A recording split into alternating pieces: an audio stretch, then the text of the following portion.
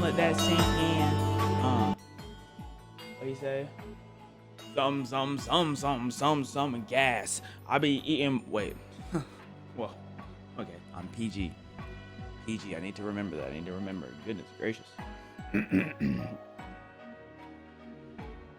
I don't know how to see the world, the world, the world, the world, the world. But one thing I'll show is my butthole, girl, the girl, the girl, the girl, the girl. No, no, no, no, no, no, no, no, no, no. Hey, what up, guys? And gals, how are y'all doing today? Are y'all doing a-okay? Hey, stink. All right. There was no need for that. You could have kept that one to yourself wholeheartedly. You're watching me while you're working at Wendy's. Thank you, bro. Shout out to everyone who works at Wendy's in chat, bro. I'm an avid. I wouldn't say avid. I go to Wendy's probably once in a while. But before I continue blabbering, I'm gonna let y'all know what we're doing today is. Let me read what I got on today's script. All right, we're trying to see if we can how many millimeters we could pop out our booty holes. Yep, that's OnlyFans script. Hold up. I need to go to the Twitch strips. That's my fault. That's the wrong shot. See, so look, I have two like different notes. One is stream. They're both titled streaming. One is OnlyFans streaming. One is Twitch streaming. But I forgot to differentiate the two. That's my bad. Okay. We are going to be playing. We might be playing a vending machine game, right? That's all I know. The name of the game is Interdimensional Vending Machine, right? So that's on the list. But before we get to that, we're gonna watch some weird movie recaps. We're gonna watch some dumb ways people died, and then we might check out some true crime. I'm hoping we can get to true crime later. And there's also this one little video. If we get through all of that, we're gonna be playing the Interdimensional Vending Machine later. That's the plan for today. How tightly are we gonna stick to that plan? Probably not tightly at all. I'm gonna be honest. In fact, we might scrap half the things that's in that itinerary and do something else. I might just spend half the stream just doing squats while talking. Oh yes, thank you for the gift. Oh yes, thank you for the gifted. Oh yes, thank you for the gifted. Oh yeah, like I might just hit one of those. Who knows? I'm gonna jump back down when it jump again. Start. You know what? I'm not. No, I don't. I'm not gonna twerk. How about that? Watch something scary. All I have to do is like watch my chat. Like I just have to watch y'all. If I watch y'all, they're scary enough for me. Scary enough for me. I'm looking at everything y'all got going on, terrified. Just straight blabbering. At least I had one thing clear up the chat. Thank you for the LeBron spam. That made me feel a lot better. Thank you for the LeBron spam. In fact, can we use LeBron to clear out the nonsense going on in the chat real quick, please and thank you? Can we use LeBron? Goodness gracious. Ah, thank you. Mix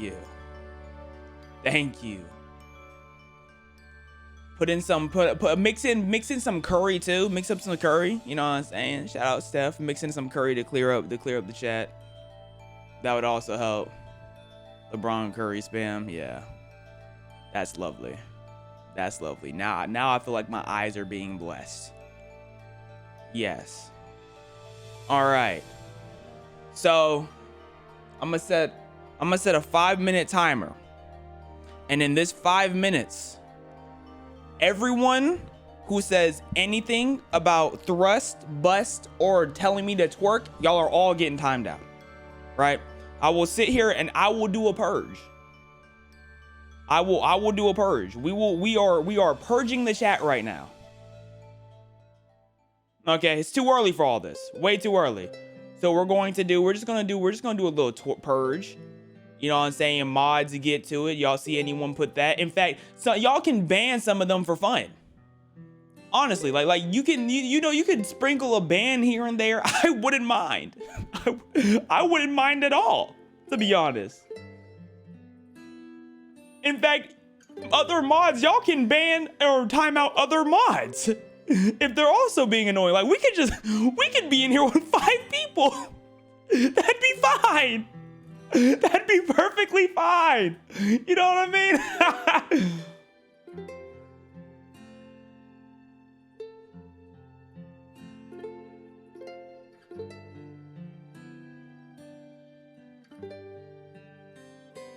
I think you're tweaking. No, I'm doing good. I'm doing good. Yo, first chat was spread it and dreaded. That's unfortunate. You came in to be timed out immediately. In fact,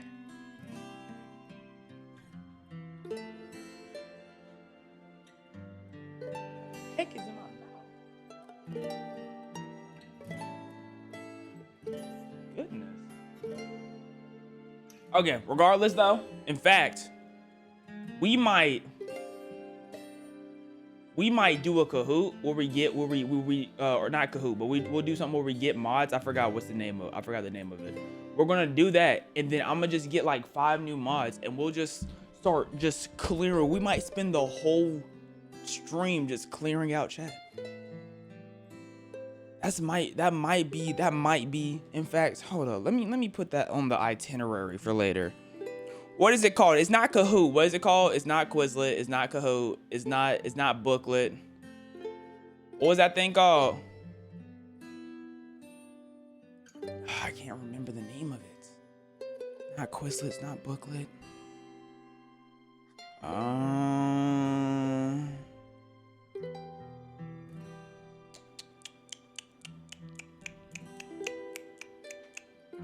Can you make an edit of me? I don't care. I can't think of it. I can't think of it. That's unfortunate. Anyways, we're going to get into the movie recap first. It's not Kahoot because you have to pay for Kahoot.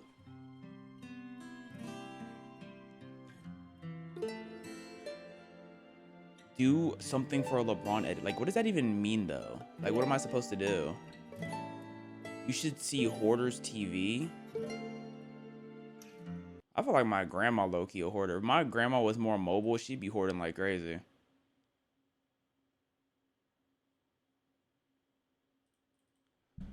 Leave me alone. Okay, Hoarder TV. There's no space to walk in Linda's room. Oh my goodness, this is like a manga artist type rooms right here. These are just manga artist rooms. Goodness. Hold up. We're gonna get to the thing in a second. I need to check something.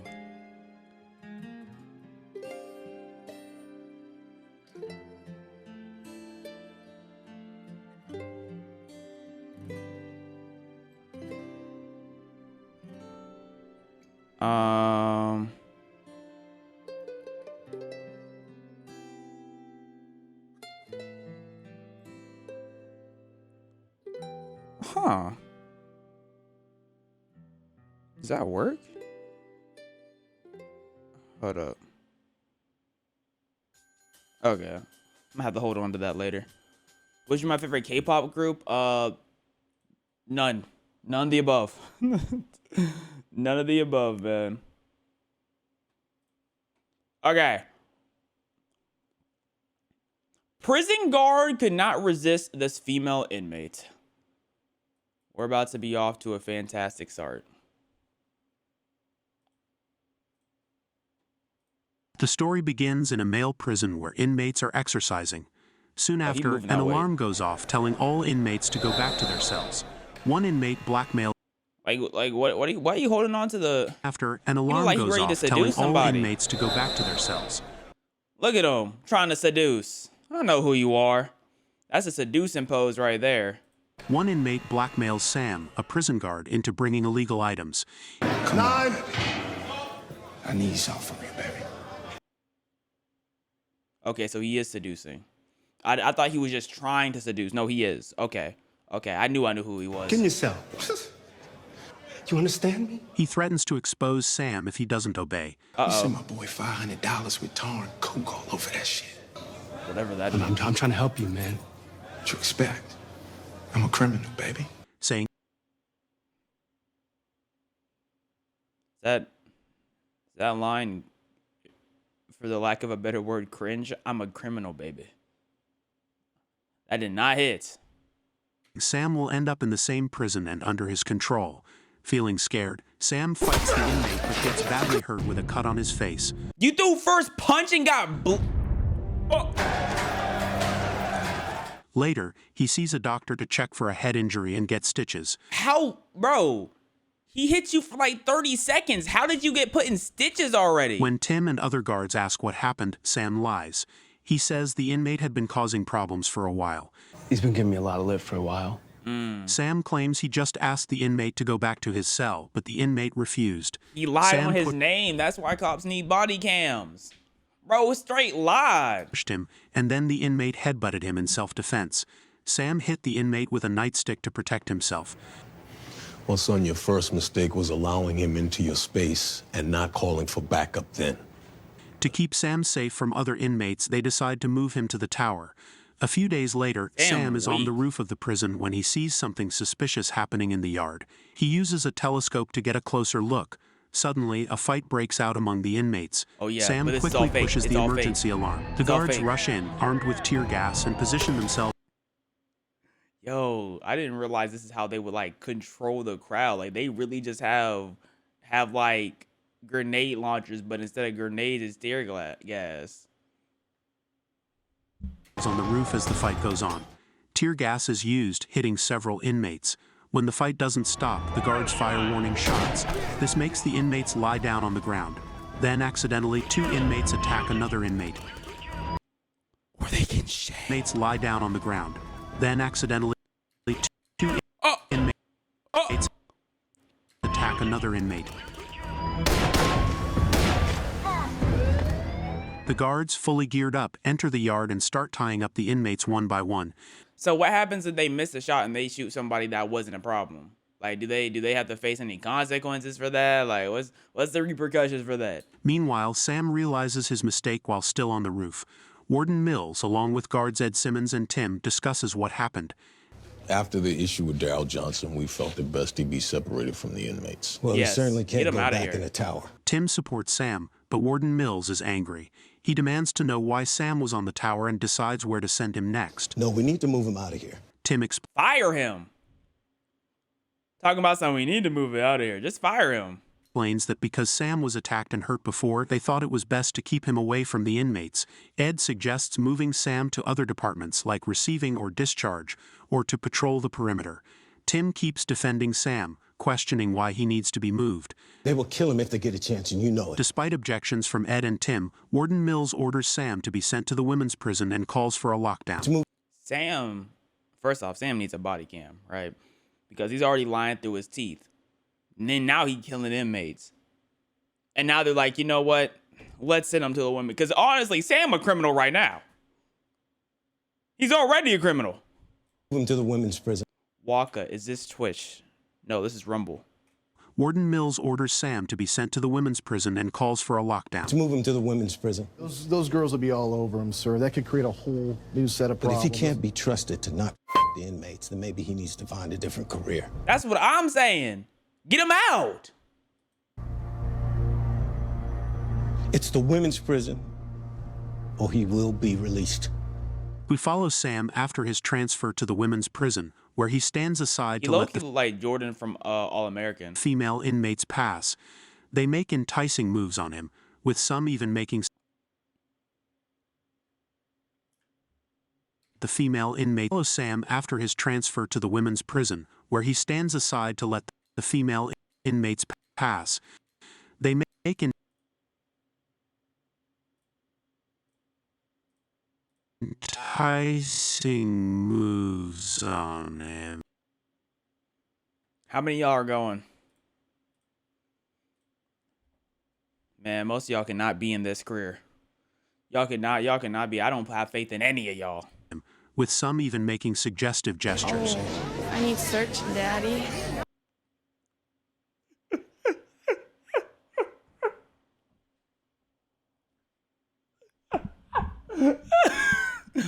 That's genius. That's amazing.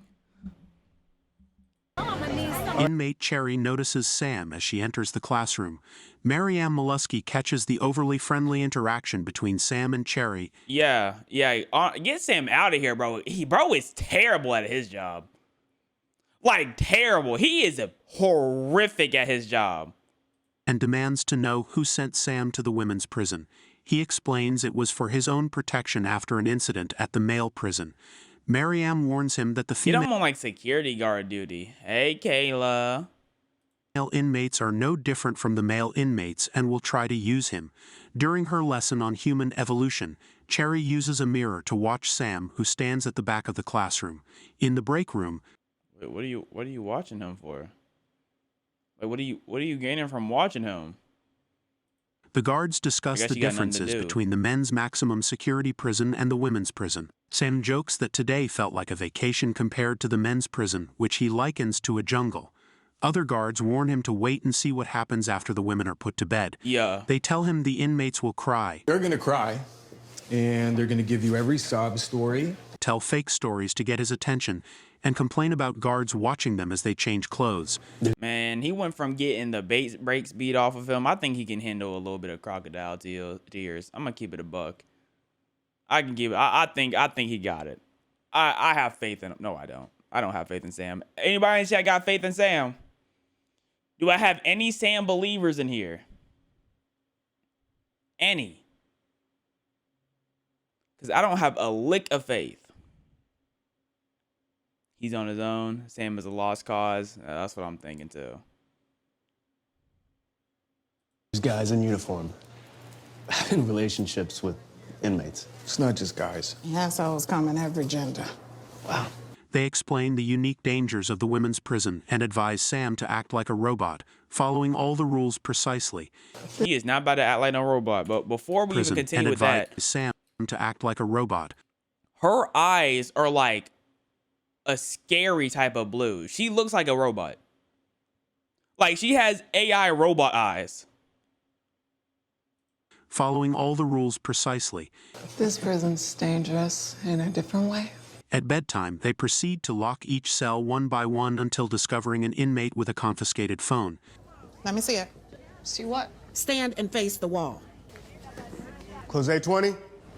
What a waste of money. Come on, man. I don't need y'all looking at that. You know the rules. Close A19. Take 17. Sam is then instructed to lock the next cell where he encounters Cherry. She pretends to be reading a magazine. Checking in with her, he asks if she's all right. You good? And now? She responds positively, requests her cell to be closed. Close A17. And he continues with his duties. The following day, she flirting while her roommate just on the toilet. Like that alone, y'all are smelling feces right now, trying to flirt. Yuck, bro. Yuck. Sam is standing by the classroom door as the inmates pass by. One inmate intentionally pushes Cherry into him. She grabs his jacket and says, "I'll see you tonight." A female guard tells him to get his head straight. Get your head out of here. Otherwise, that wasn't me. I kind of liked it though, but that wasn't my fault. These ladies will take advantage of his desperation. That same night, as Sam instructs inmates to turn off their bunk lights. Did Sam ever go home? Like, do we ever see Sam's like life? Lights out. He approaches Cherry's cell and discovers her exposed. Sam is deeply affected by his emotions as he continues to gaze at her. Sam is so not locked. Sam is so not Unbeknownst locked. to them, everything is being recorded on camera. The next day, Sam is in the control room. Cherry starts acting strangely. Yeah, she doesn't look too good. Ready on me if she needs to go to the infirmary. Now buzz you through. When he comes closer, Why does he not understand he is being toyed with? Oh my, Sam. she pretends to have a pain in her side so she can go to the infirmary. What is it? My side, I don't know. Your stomach? My side, I don't know. Ow. Ask her if she can walk or if she needs a stretcher. You need a stretcher? I can walk, I can walk. Is she about to make a move or is she gonna stab him in the neck?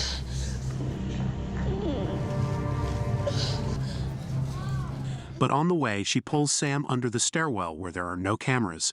It seems like a place where people often meet secretly. But how are they meeting secretly if the camera is right there? Are we lagging? Oh, W lag. W lag. Love to see it. Love to see it. All right, it looks like I'm getting my bars back. I'm getting my bars back. All right, we're back at 4 bars. Let's go.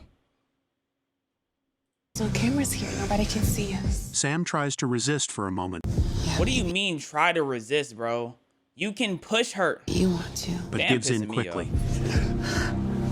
After that, Cherry becomes aggressive. She stabs Sam several Thank you. Thank you. Oh my goodness, I called it. Get Sam out of here. times in the neck and then screams for help. It looks like she's trying to make it seem like Sam Thank attacked you. her and Get she her defended out. herself. Get him out, I mean. She crawls out of the stairwell, screaming for help. As if she wants people to think she survived an attack from the guard W and that she actor. was right to defend herself. W actor.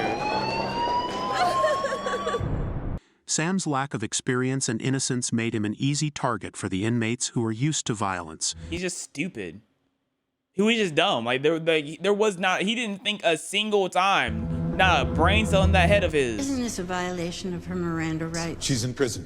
She doesn't have Miranda rights in here. You have a lot to learn about inmates. There's an element of trust in place between the two of you that we do not have. A corrections officer has been killed and posthumously accused of rape. These girls have no options. I have a class to teach. I'm not going to miss it. We'd better get going then. What is it you're hoping I discover? There was no tearing of the vaginal wall. No scratches on his face or arms.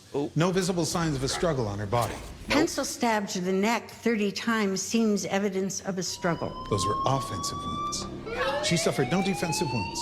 None. That coupled with the fact that his uncle was killed at almost the exact same time. His uncle was killed at the same. Wait, why his uncle get blicked? His uncle must have been old dude who was like trying to not get him sent over to the women's ward. Yo. Question it. Question what? The claim is self-defense. Well, that means you question the... Yes. But inmates are immune to our lies and they're immune to our threats. Just ask her what happened. Question the things that don't add up and show her the compassion you're known for. Compassion. It's one tactic we haven't tried. We don't have it. That's why you're here. Wait, what? Was that the end or no? Did he commit a crime? Miss McCluskey, look at that. I feel better already. Thank you for watching. What? Sorry, I did not get the answer I was looking for. I did not get my answer. I am so unsatisfied with what happened right there. Cousin's wife has cancer, so the in-laws give her the best final days. Don't want to know what that means. Don't want to know what that means at all.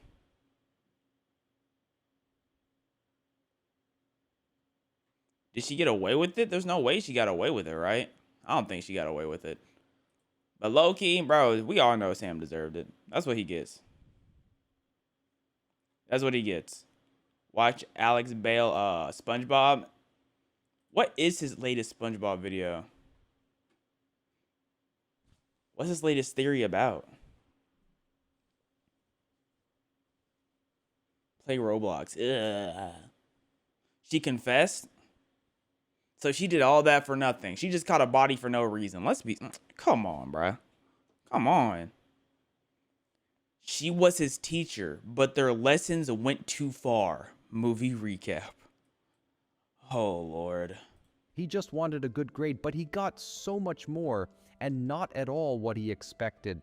Okay. The movie begins with Jamie, a diligent student, giving her teacher, Ms. Cohen, a farewell gift as Cohen is leaving the what a school. nice girl. Cohen reassures Jamie, praising her strong academic performance and encouraging her to keep up the hard work so she can attend any college she wishes. Do we believe in Jamie, yes or no? Are we believing in Jamie right now? Because I don't know. I don't know if I'm believing in Jamie right now. Someone said check tomorrow's teachings. I do not think they probably have anything I feel like watching right now. But let's see what they got going on. Black man becomes NBA superstar. Why is it a black man with a Lakers jersey and cotton in the background? I do not feel like watching that. I can let you know that much. I do not feel like consuming that right now. Jamie Okay. Encouraging her to keep up the hard work so she can attend any college she wishes. Jamie then asks Cohen about her replacement, Ms. Matson, who Cohen describes as a talented teacher she thinks Jamie will enjoy. Okay, the so next day, Ms. Matson starts her class. Okay, Ms. Matson look like she is fake.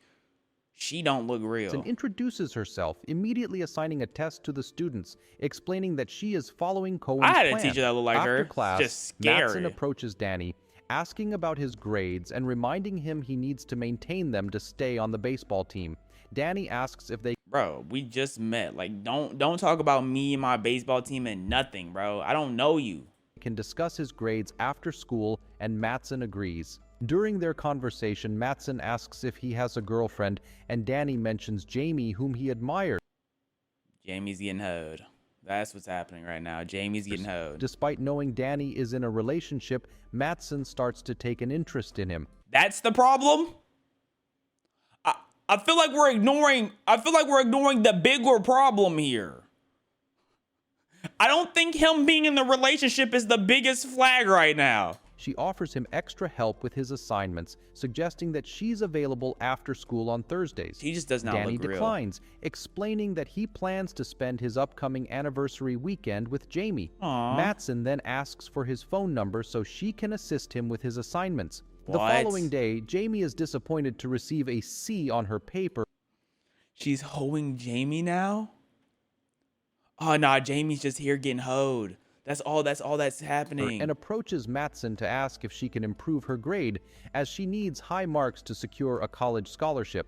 Matson assigns her additional work due the next day, making it difficult for Jamie to revise her paper. Jamie, worried, decides to prioritize her college goals over her relationship with Danny. Oh, when now she tells Dan is gonna Danny get she can't hoed. spend time with him because she's busy with her paper, he becomes frustrated, arguing that grades aren't everything. Jamie counters, explaining her...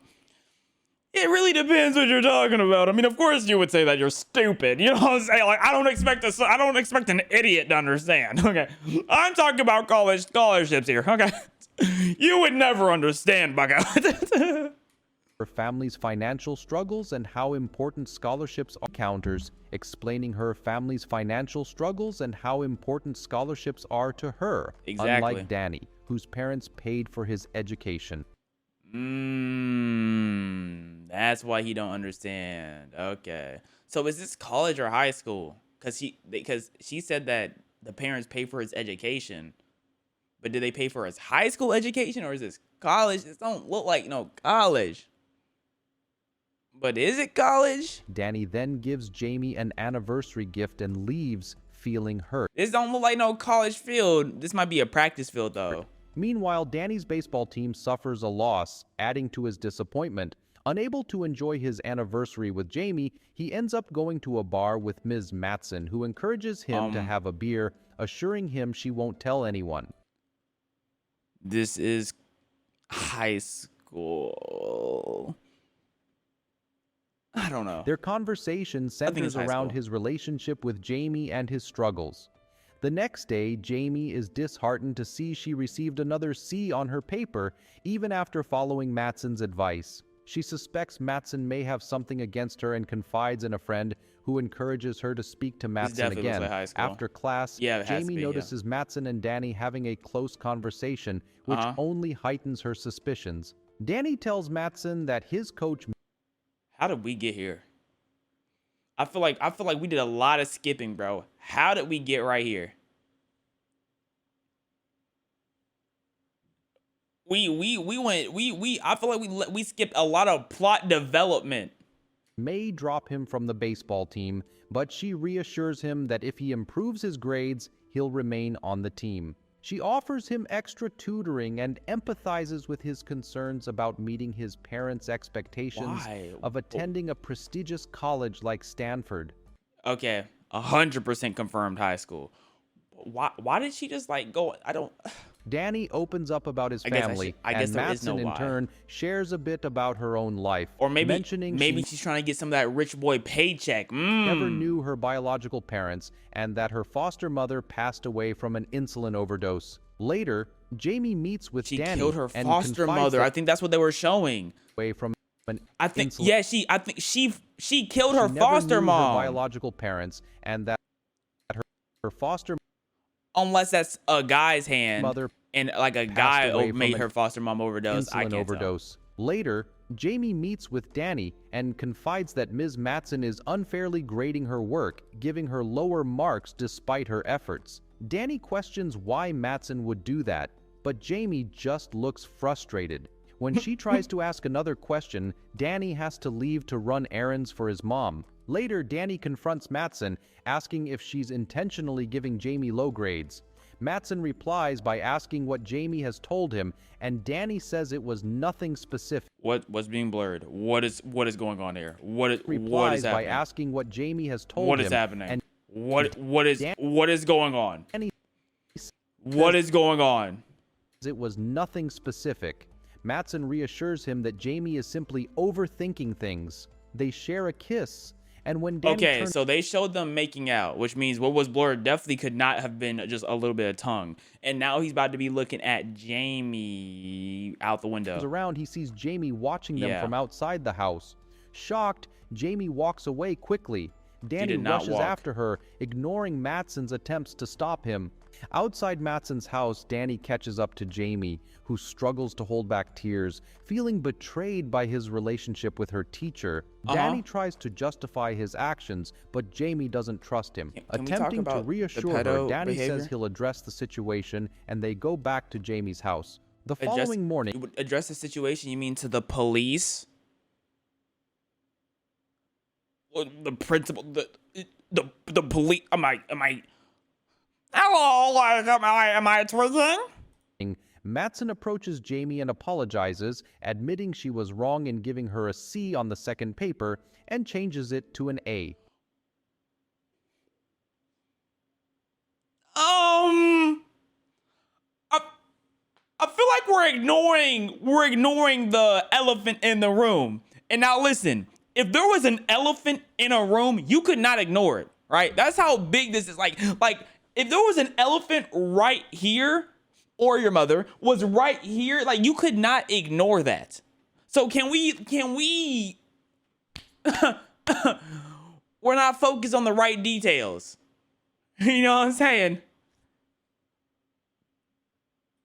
Jamie responds sarcastically, pointing out that this apology doesn't fix the situation with Matsson and Danny. Later, Matsson speaks to the principal, reporting that Jamie has been acting aggressively. Although the principal wants to speak to Jamie, Matsson insists she can handle it and secure a positive outcome. In the parking lot, Danny checks in on Jamie, who tells him Matsson raised her grade, but admits she feels it was done out of guilt. Danny assures Jamie that he plans to break up with Matsson that night. Jamie tells him that afterward, Matsson is welcome to discuss their relationship. Why is there no police involved? Danny arranges to meet Matsson in the park. When she receives his text, she feels excited. At the park, Jamie initially expresses interest in him, but Danny remains firm, telling her he disapproves of how she's He should have pulled up here with the police. treated Jamie. Mattson tries to persuade him to stay, but he walks away, leaving her in tears. In a moment of desperation, No way she runs him Mattson gets over. into her car and, No in way a she runs reckless him over. decision, runs into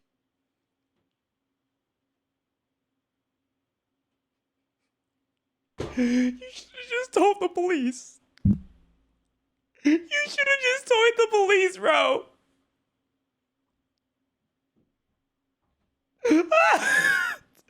to Danny. What? She quickly hides his body, cleans the car, and later plants Danny's blood on Jamie's car without her knowledge. The next morning, the police discuss the case of a teenager found Jamie is dead just getting a hold this whole time. She hasn't done a single thing wrong. She hasn't done nothing wrong, and she's just getting old. Meanwhile, Jamie repeatedly tries to call Danny, but he doesn't answer. A short while later, Jamie's mom informs her that the police called. They have found Danny's body.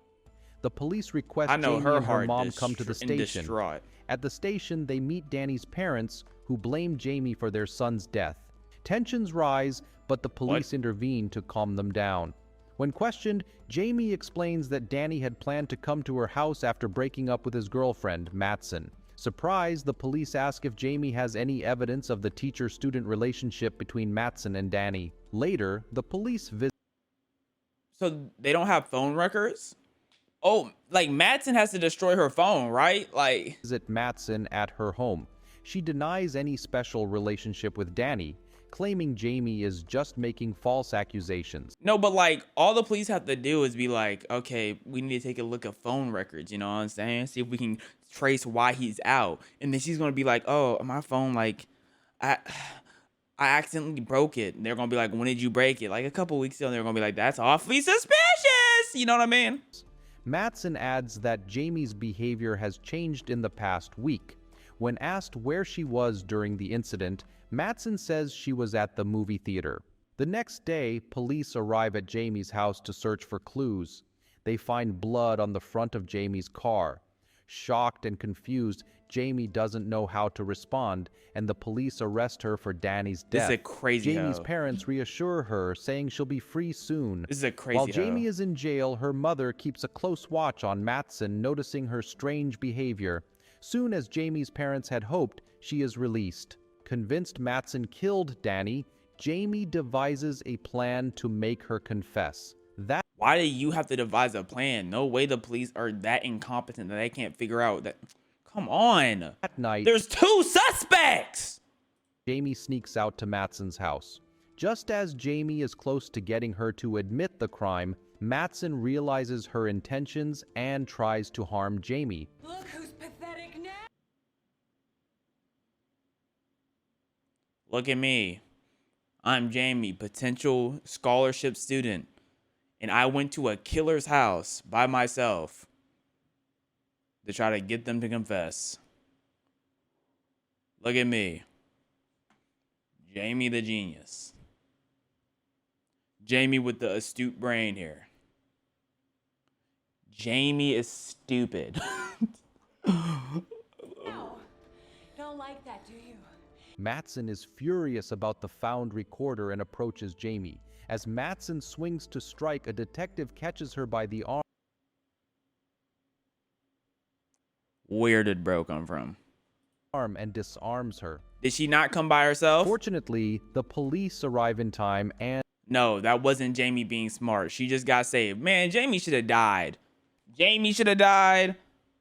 Bro died. Like they all should have died. and arrest Mattson. Later, the police discover that this isn't Mattson's first incident with a student. She had hidden her past well enough to relocate to LA. They hired a teacher who had an incident with a student. Oh, hello? Can we get a school investigation going on? It wasn't her first. What is happening? What is happening? You know, thankfully Jamie got out of there. I ain't never. She was getting whole like no other. But that school needs to be out of there. That wasn't girl's first incident with a student. Why is she free? Why is she able to work as a teacher again if that wasn't her first incident? They talking about nothing, bro. Absolutely nothing.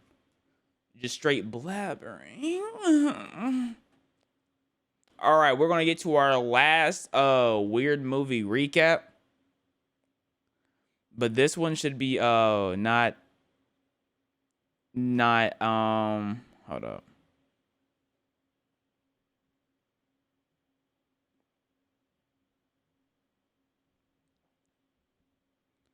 This one shouldn't be as crazy as the others, hopefully, maybe. Who knows?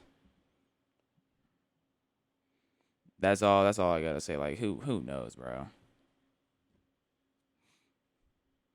Spit it out? No, I'm gonna spit it in. In future, girls pay beauty tax. More beautiful equals more tax. Period. Hi. Wait, no, Mystery that means I recap might here. have to pay more taxes because they're gonna do it to men, and then I'm gonna have to pay 100% tax because I'm absolutely gorgeous. Oh my gosh, man. Today, I am going to explain a Japanese short film called The Beauty Tax. Ooh, Spoilers ahead. 30% Watch tax. out and take care. So now in this world, everyone's trying to force herself to be ugly. Japanese story? If we're going based off of Japanese standards, you know what I'm saying? I'm tan enough. They definitely gonna give me some low taxes. You know what I'm saying? If you a little bit too dark, you not fitting they beauty standard, bro. Give me Japan taxes. The movie begins in a Japanese office where the manager yells at everyone for not being good enough at their jobs. No. However, when a beautiful woman, Aiko, makes a mistake, he lets her off the hook and even apologizes for being rude. Aiko's coworkers are not very fond of her because no matter how hard they work, the manager only ever favors her. Wow. Not just at work, but wherever they go, people give Aiko extra attention. At lunch, only she I'd be a gets a hater too. complimentary pudding. Nah, I'd become a hater too. Absolutely. While returning home from work, a salesman Abs. gives her 2 packets of free products, while the others get 1 packet per 2 people. For Aiko, it is a normal day because she is used to getting special treatment. Somewhere else, in a press conference, the Prime Minister announces that the financial condition of the country is in a complicated situation. Hence, to cope with this problem, So they're saying, guys, we are going through a financial crisis. Pretty women are getting free things way too much. We gotta stop it. Pretty women, they're getting too much free. Let's cut back. We gotta cut back. We have to do something about this. Something. government has decided to enforce a new law in which the attractive women of the country will have to pay a beauty tax. The protesters in the audience. Attractive women of the country will have. Wait, are they putting the X on him because he's ugly? Or are they putting the X on him because of how low his percentage is? Or are they putting an X on him because they're saying that's not a woman, she's a woman? Which reason? A beauty tax.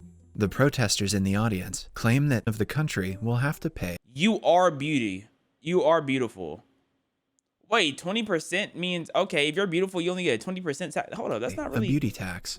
The protesters in the audience not that much. claim that this is modern-day systemic discrimination against women. But the Prime Minister claps back, saying that beautiful women receive a lot of financial privileges, which is not fair for ugly people. Yo, what man made this story? He declares that the law will soon be enforced, and the ones who try to avoid the beauty tax will be punished.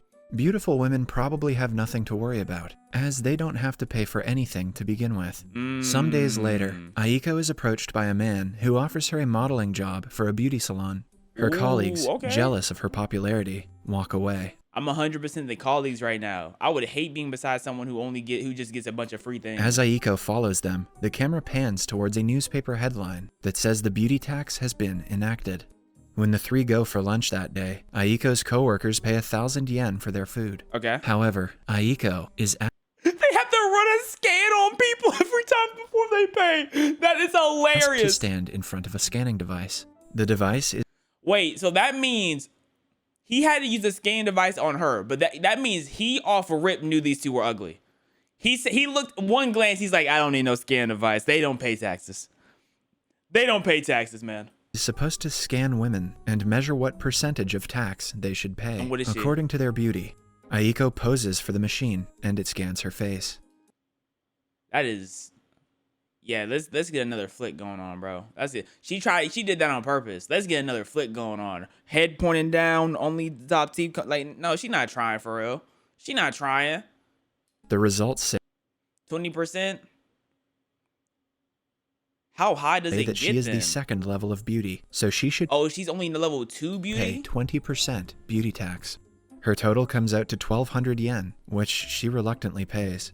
The restaurant that used to provide her with free complimentary desserts is now making her pay extra just because she is beautiful. Later, That's a bad pick. I don't hear what no one says. They hold her with that pick, or she hold herself. while buying a bottle of water, Aiko again has to pay more than a normal person. Likewise, all the pretty girls of the nation 5%, you are soko beautiful? That means you're kind of beautiful? Only 5%? 5% not bad. according to the level of their attractiveness, have to pay a certain amount of tax. 30%? The news You are so beautiful. reporters interview common people about their thoughts on the tax enactment, and people seem to be quite happy about it. Of course he's happy about it. Of course. Of course. Yes, let's get back to women. Yeah, we got to get back at them. They think they can just go around demanding free things. Not anymore. One man claims that he has spent a lot of money on pretty girls, so it is only fair if they have to pay more taxes than him. Another not-so-pretty girl states that the beautiful ones were getting pampered, so it is only This is appropriate if they have to pay more. Why'd they blur her face and not the guy? Before the law was enacted, many people thought of it as discrimination towards women, but after it was enforced, the people have changed sides. Now, most of the nation is in favor of the beauty tax. The next day, Aiko receives It's her because the paycheck only people who get affected is like 2% of society for real. and excitedly opens it, only to be disappointed. The money on the check is a lot less than her actual salary. She's getting extra food tax, extra pay tax. Oh my She goes to the goodness. manager with the concern and finds out that the beauty tax also applies to her salary, which means she will get 20% less than what she used to. The manager calmly explains to her that it is not his fault, but the government's. To make her feel better, he offers to treat her with meals whenever he can. Aww. Enraged by the discrimination, Aiko and the other beautiful women of the city hold up signs and protest at the tax enforcement office. The man there asks them to go away because the decision has been made and it is definite. Aiko retaliates that this is the worst. Do y'all feel bad for them? Y'all feel bad? I feel kind of bad. But I think I feel bad for them because I know just like I would be in the same situation, bro. Like 20% less for me. Honestly, they might hit me with a 35% tax. Bare minimum, I'm getting hit with 35%. I'd be so pissed. Worst form of discrimination. Paying 20% tax for food is ridiculous. Paying 20% tax for everything is ridiculous. But the man claps back, claiming that they have had the pretty privilege. He asks Aiko to give it a thought and dismisses the matter. When Aiko thinks about it, she slowly begins to realize she has had pretty privilege all her life. She remembers when she was little. She broke a flower pot once. You're The getting adults gaslit. used to get mad at the children for doing the same thing, but their reaction was different for her. In college, her friends didn't let her pay for meals anytime they went out, just because of her Is beauty. she being converted? And even now, at work, her boss pardons all of her mistakes, but he gets annoyed when others do the same. Back in the present, the officer states that He's hit this emote. How many? He's hit that emote 5 times now. He keeps hitting that same emote. beautiful girls like her have always had social Stop and showing the economical same benefits, which are unfair to others. Hence, the beauty tax is a reasonable law that ensures fairness. To make Aiko feel better, he adds that her beauty has been recognized throughout the country by the standards set by the government. Looking at the situation from a So different that means everyone who is not a supermodel, everyone below a supermodel who don't get paid for their looks gets hoed though. Because like they're getting chump change, like extra chump change, but they're not getting like a significant amount of money because of their looks. So literally everyone under supermodel status is getting hoed. That sucks. Guys, I'm hungry. Oh, I'm hungry. Wait, what food do I consume? What do we consume today? I'm not gonna lie. Cane's? Yeah, don't recommend that BS ever again, bro. I had Cane's. I ain't never tasted a place so overhyped. Oh my goodness, this chicken barely tastes like anything, bro. I've tasted salt water with more flavor than Cane's chicken. Eating Cane's pissed me off. But yo, I've been pushing back Parkour Civilization. Like, we actually was supposed to watch Parkour Civilization 2 days ago, but I keep pushing it back. And I'm not watching it today. Now I have Parkour Civilization planned in like for 2 streams from now. Maybe we can get to it. Do that emote at the start of every stream. I'd go crazy. Perspective, Aiko starts to feel better about the 20% tax. The narrative changes when the girls who pay higher taxes start to be seen as the better ones in society. Aiko even goes to a reality television show and expresses her happiness at being one Why does she smile like that? No one taught her how to pose right. Aiko even goes to a reality television show. Like she looking, okay, smile like this. Smile like this. Why are you looking down? Look up.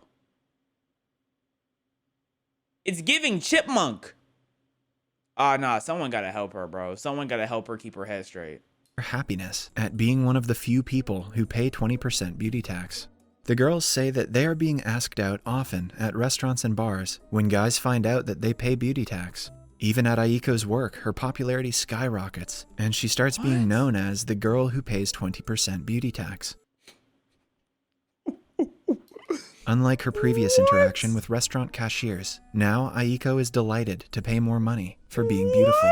Her manager calls her when he has important business meetings, and his business partner signs the papers without hesitation. After seeing Aiko's beautiful face, while purchasing things, she makes sure to emphasize that she pays a 20% tax to those around her who only pay 5%. Y'all pay no taxes? Oh my, y'all are ugly. Oh my gosh.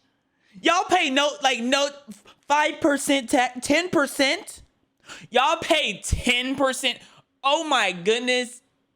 Get plastic surgery, bitch. Like 10%. You need to get some work done. Yuck. When Aiko receives her paycheck, instead of getting mad, she is flattered and considers it the fate of a beautiful woman. This is top tier gaslighting. She is thriving more than ever until Raiko Tajima arrives at her office.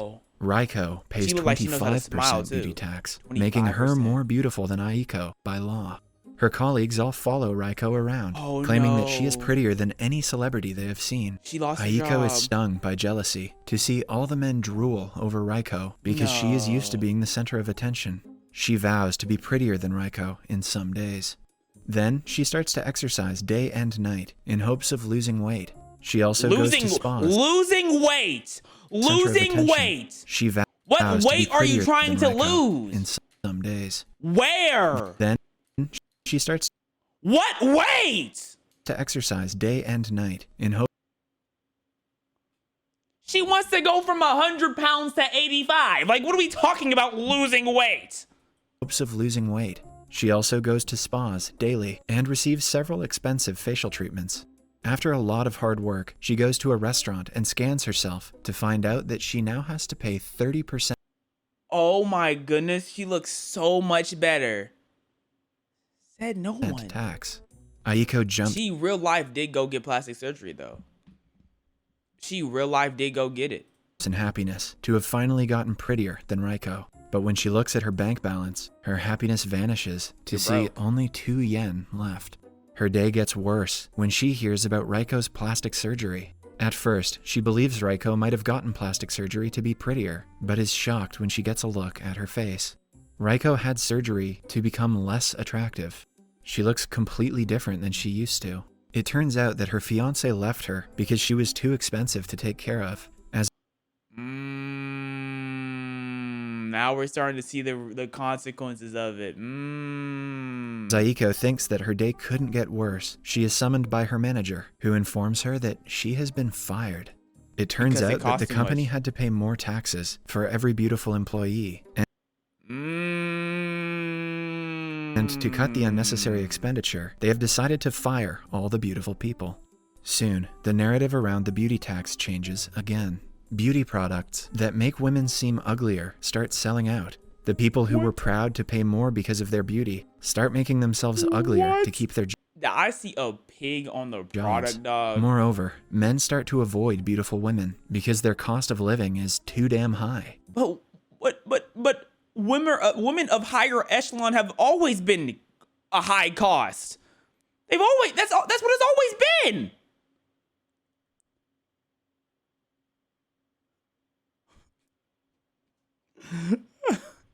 One day, Aiko is in the bar, distressed about her life. A man approaches her and offers help to get her taxes lowered. Before she can continue the conversation, Aiko gets a call from their family lawyer. It turns out that her dead mother has left her with a lot of wealth that she inherited from her uncle. However, the beauty tax also applies to inheritances. Yep. Since Aiko's mother was also very beautiful, the inheritance amounts to negative 1 million yen. They're so pretty, they have to pay back the inheritance. They're so pretty, they have to pay back. Oh my gosh, she's hoed.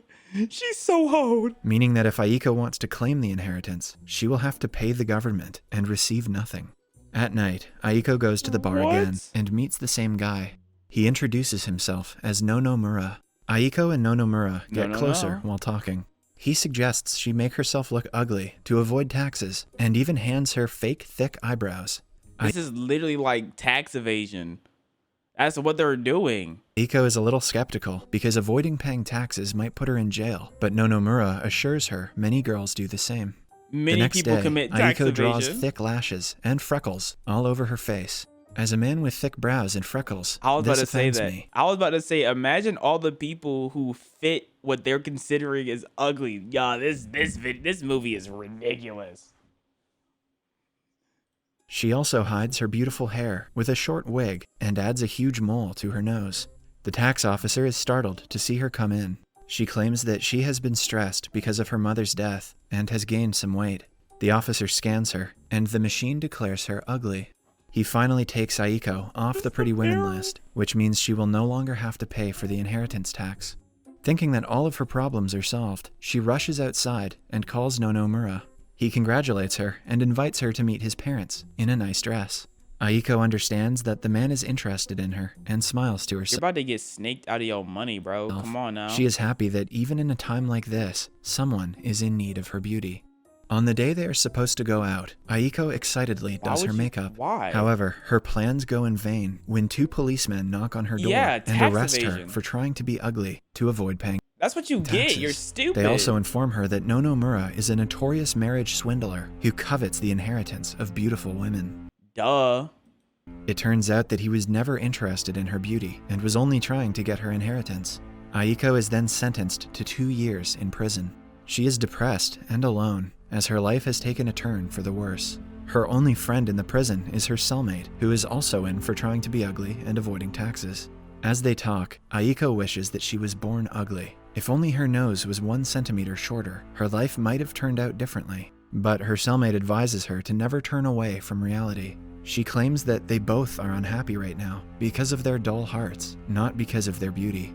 According to her, they were too focused on having a pretty face, and they forgot to keep their heart happy.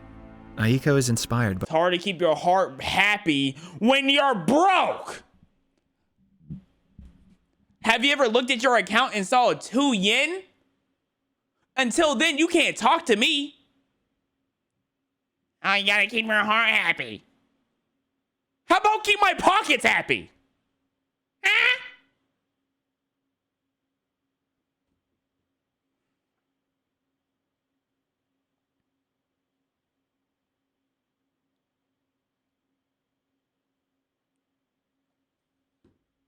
by her new friend's words. She vows to work on beautifying her heart when she gets out. Cut to 2 years later. Aiko is finally let out of prison. She is dedicated to working on her heart this time. She sees a kid crying for ice cream and kindly offers to buy one for her. However, the shopkeeper returns her extra money, saying that she isn't pretty enough for beauty tax. Moreover, some kids from behind her call her ugly.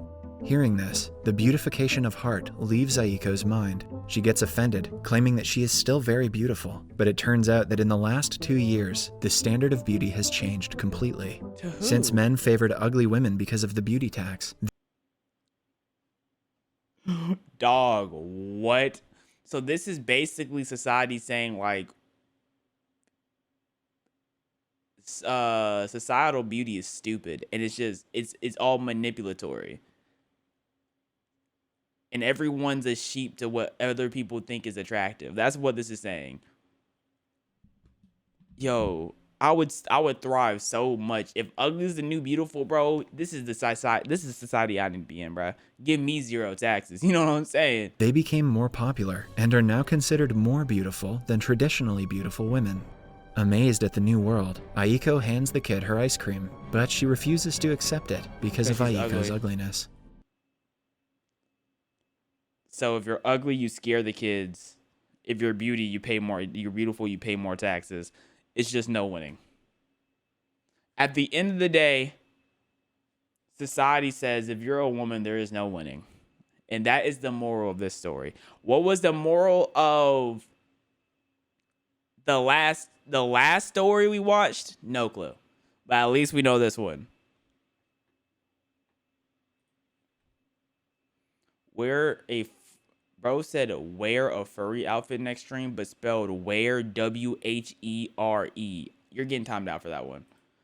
That pissed me off. Don't do spelling mistakes like that. Don't do that. That pissed me off. If you spell wear right, that would be one thing. W-H-E-R-E. Nah, you trying to piss me off, man. I'm not letting that slide. Dumb ways to die. So many dumb ways to die. Don't nut on my thigh. Please don't nut on my thigh. Okay, I got 2 videos up next.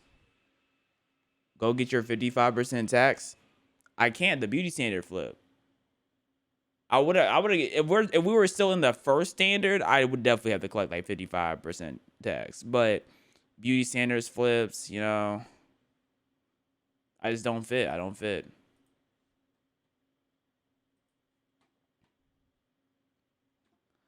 The dangerous rise of gentle parenting.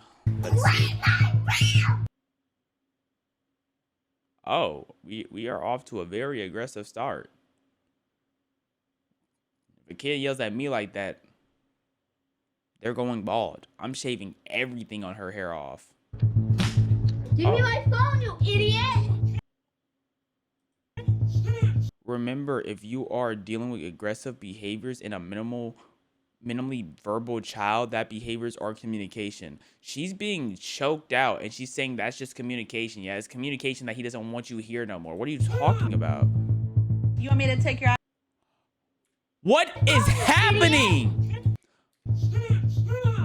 A pickaxe to the truck? Oh, no, I'm getting pissed off. You want me to take your iPad away? No! Hands. That was the calmest one. All he said was no. In fact, I don't even think that one was that crazy. That's a reasonable child crash out to me. They're not for hitting. What's crazy is, like, I don't want to say that's a reasonable child crash out, but if y'all ever dealt with a 2 or 3-year-old, they're gonna hit you, and there's nothing you can do about it. Like that, they're in a learning stage. They're gonna hit you. I have no clue how old that is, but they're gonna hit you, bro. I don't like that. That hurts. Children are violently attacking their parents. Children are getting addicted to iPads, watching Cocomelon and Skibbly Toilet for hours. Yo. Mathematics and reading scores in an unprecedented drop. Oh my goodness. Since 2012, nobody knows how to read no more. Math and reading scores are declining. What do these all have in common? They're the result of a new and growing trend: gentle parenting. Gentle parenting is exactly what it sounds like. Being gentle to your child. Walker, you promote brain rot, bro. It's not helping. Every time we watch brain rot, I talk about how much it rots my brain. That's not a promotion. That's not a promotion at all. I'm not like, yes, brain rot. Yeah. That's not what I'm doing. But now I'm doing it. Yes! 6'7". 6'7". Yes! 6, yes! That's promotion. Are you not supposed to be gentle and take care of your child? That's what happens when y'all take words way too literally. It doesn't mean parents are being too gentle to their children. It's time to start punching them. Everybody get to swinging. We're done with the gentle parenting.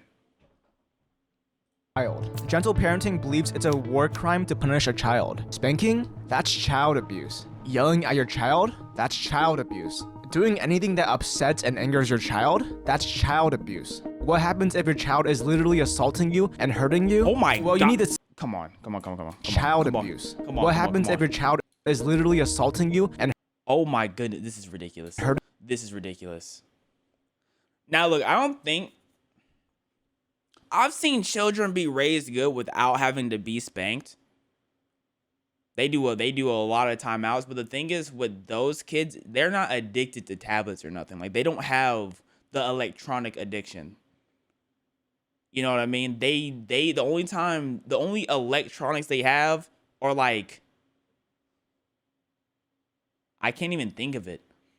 They play the Switch as a family. That's literally like the only time they get electronics. So they don't have the temper tantrums that I assume when you try to put a kid that is addicted to tablets on timeouts. Because I know a child who's addicted to tablets, and when they get put in timeout, it's bad. Oh my goodness, it's bad. You take their tablet away and they're screaming in the store. So I've seen both. At the end of the day, is it your cousin? My cousin is the good ones. There's the one who are not screaming when the tablet's taken away.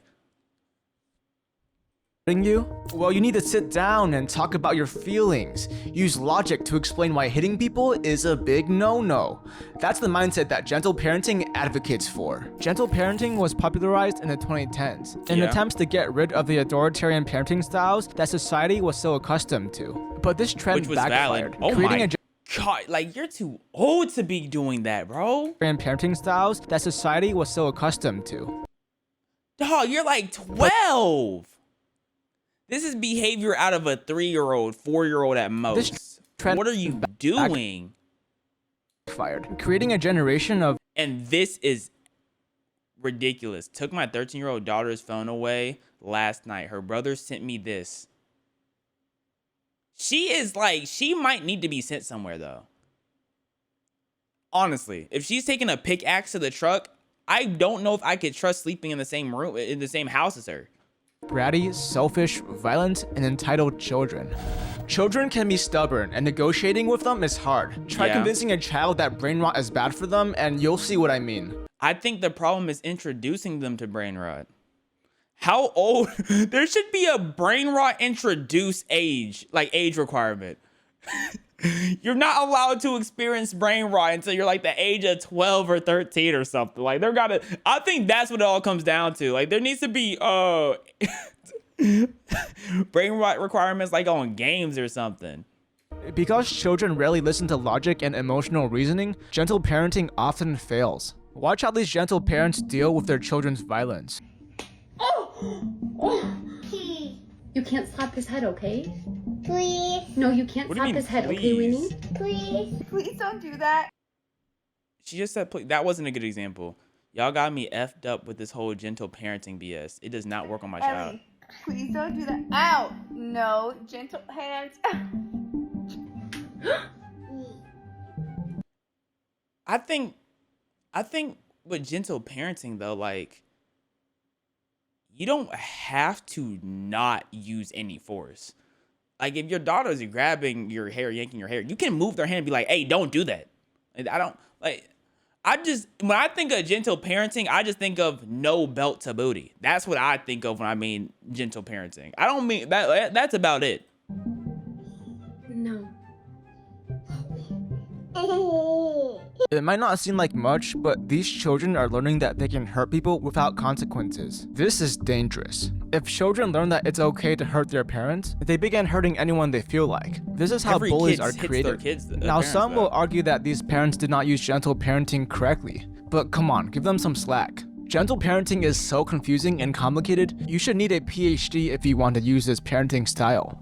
In gentle parenting, parents need to become a personalized therapist and counselor for their children. And in this process, a lot of parents are bound to become too loose, leading to bad and undisciplined children. Yeah. Only parents who are good at understanding children's emotions and behavior should attempt this parenting style, because if done wrong, this parenting style could lead to disaster. And this isn't only about violence. When children learn that they can do whatever they want without any serious consequences, they begin to expect the world to revolve around them. And this is a mindset that's very hard to undo. If anything isn't going their way and they're unhappy about it, they throw a tantrum. This has led to a massive rise in classroom misbehavior in the last few years. Here's a kindergarten teacher talking about it. Gentle parenting is ruining our children. It's because when people think of gentle parenting, they just think of, okay, I let my child do what they want, they'll learn eventually. Like, you can yank a child's hand. You know what I'm saying? You can throw them in timeout, literally. You can get your kid, throw them on the couch, put that in timeout.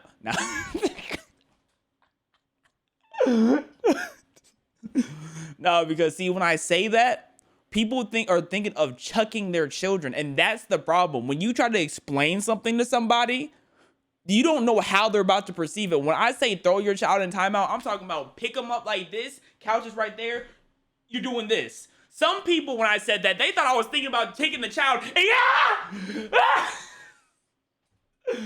and that's where gentle parenting goes wrong. It's so vague. It's so vague, and that is the problem. Oh my gosh. Do much when students misbehave, when they're yelling, when they're cursing, when they're throwing chairs. They're trying to hit teachers with their jackets. They are stomping on their feet. That is not okay. That is when I don't think I ever had any of those. Now, granted, this was like back in the 30s, but I don't recall having that many problems with students messing with teachers or hitting teachers once I got into like grade school. Besides like some autistic kids, and that was it. Like it was only the autistic kids who ever like may have even got close to putting their hands on the teachers, but even then they didn't even go that far. And then you get into middle school, and then that's where all like the bad kids started to come out. That was it. It was raps when you got to middle school. And when I say autistic, I mean like, no, they were high functioning. They were definitely high functioning. But I have no. Cause look, guys, schooling in my area is so bad. Like the funding, someone messed up with the funding and schooling in my area. I'm talking about today. That I have a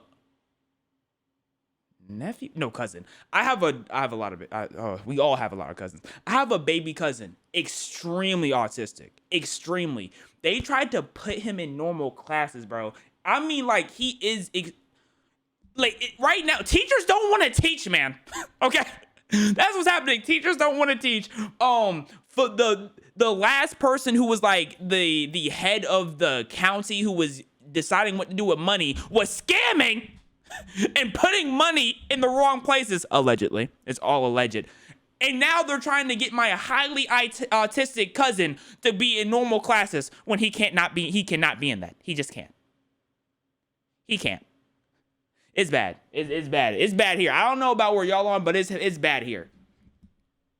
He needs one-on-one attention, bro. And gentle parenting has not benefited that child. A nationwide survey found that 68% of teachers experience verbal abuse from their students. Classrooms have turned into real-life Call of Duty lobbies. Bro, did you really say that, bro? This 14-year-old repeatedly calling his African-American teacher a racial slur. Bro, say it too, bro. We're right here, bro. Everybody's watching. What's up? Hurling a basketball at the teacher. Calling him a racial slur. I don't know why. I just he should not be talking to his teacher like that, but 44% of teachers He cite was student tweaking. misbehavior as a top source for job-related stress. Our society, a significant decrease in accountability and consequence. It's not surprising that unfortunately this is spilling over into the behavior of students in school. It's no wonder why there's massive teacher shortages in countries all around the world now. This wasn't as large of a problem back in the 2000s as it is now. And misbehavior isn't the only consequence. Children are becoming lazy and slow. Parents simply hand an iPad or an iPhone to their children. They're becoming lazy and slow is a crazy way to describe children. That's a crazy way. To shut them up and let the device do the parenting. Children begin to watch highly stimulating content, with toddlers watching Cocomelon and older children doom-scrolling YouTube shorts and watching brain rot content. And at first, parents see nothing wrong with this, until they try to get the children to stop. Oh. You want me to take your iPad away? No! Okay, well, it's time for bed. No! Not going to bed! It's control. That pissed me off. That pissed me off. I don't have the patience. I don't have the patience at all. I could never babysit an iPad kid. Maybe I could, because I could just give them the iPad. I'm not the parent. It's the parents' fault for making them that way. I'm not responsible. I could, in fact, give me an iPad kid to babysit. That's easy money.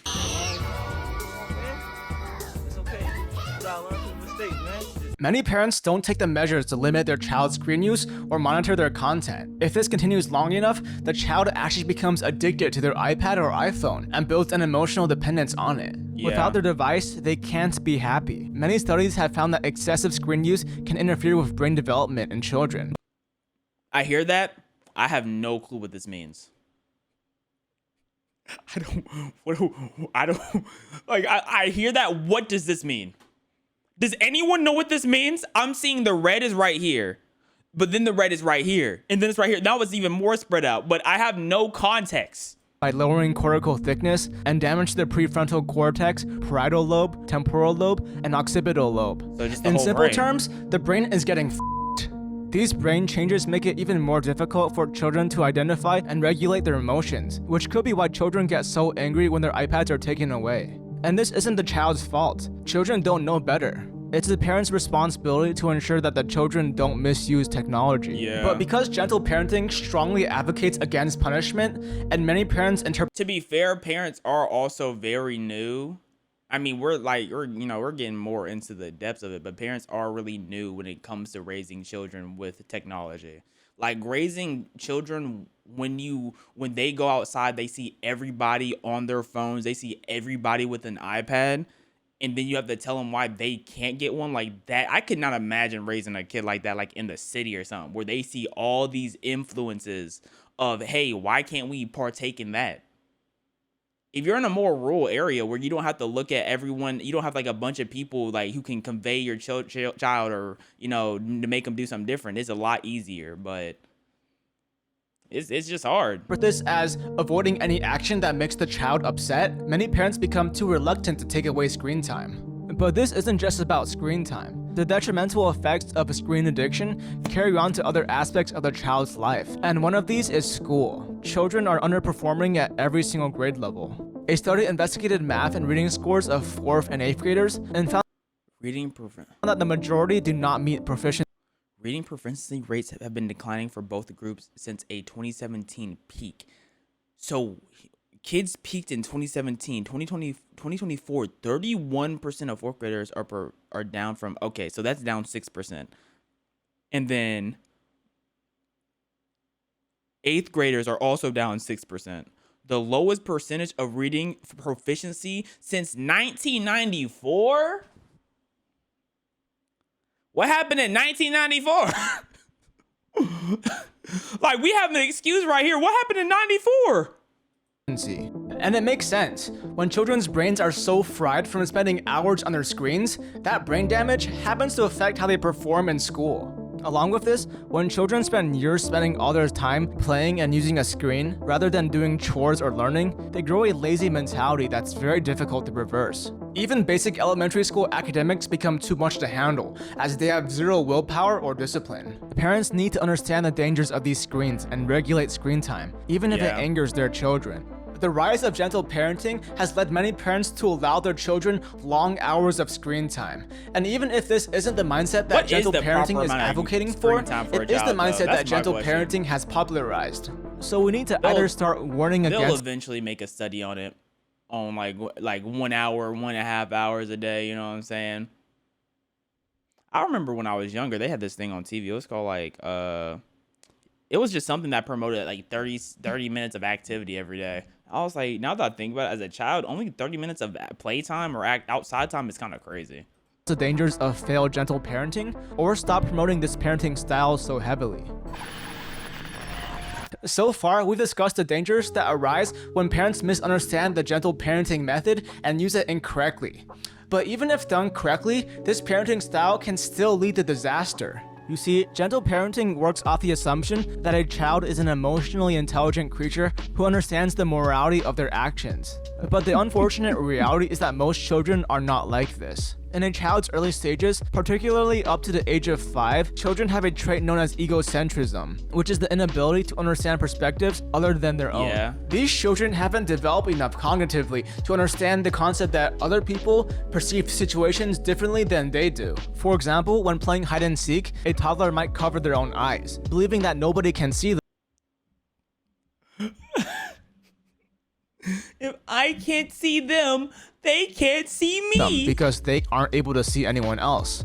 Or a toddler might offer their favorite toy to someone else, believing that they would enjoy the toy just as much. Yep, they do that. But children also have a hard time understanding how their own actions can upset others. A toddler might slap his mom, thinking it's funny. Because the toddler finds it funny, the toddler believes his mom will also find it funny. In this scenario, gentle parenting would advocate using logic and emotional reasoning to explain why slapping is bad. What would you do though? Cause me, I'm just stopping the hand. I'm moving the hand. I'm like, stop. They try to go for it. I'm like, stop. They do it one more time.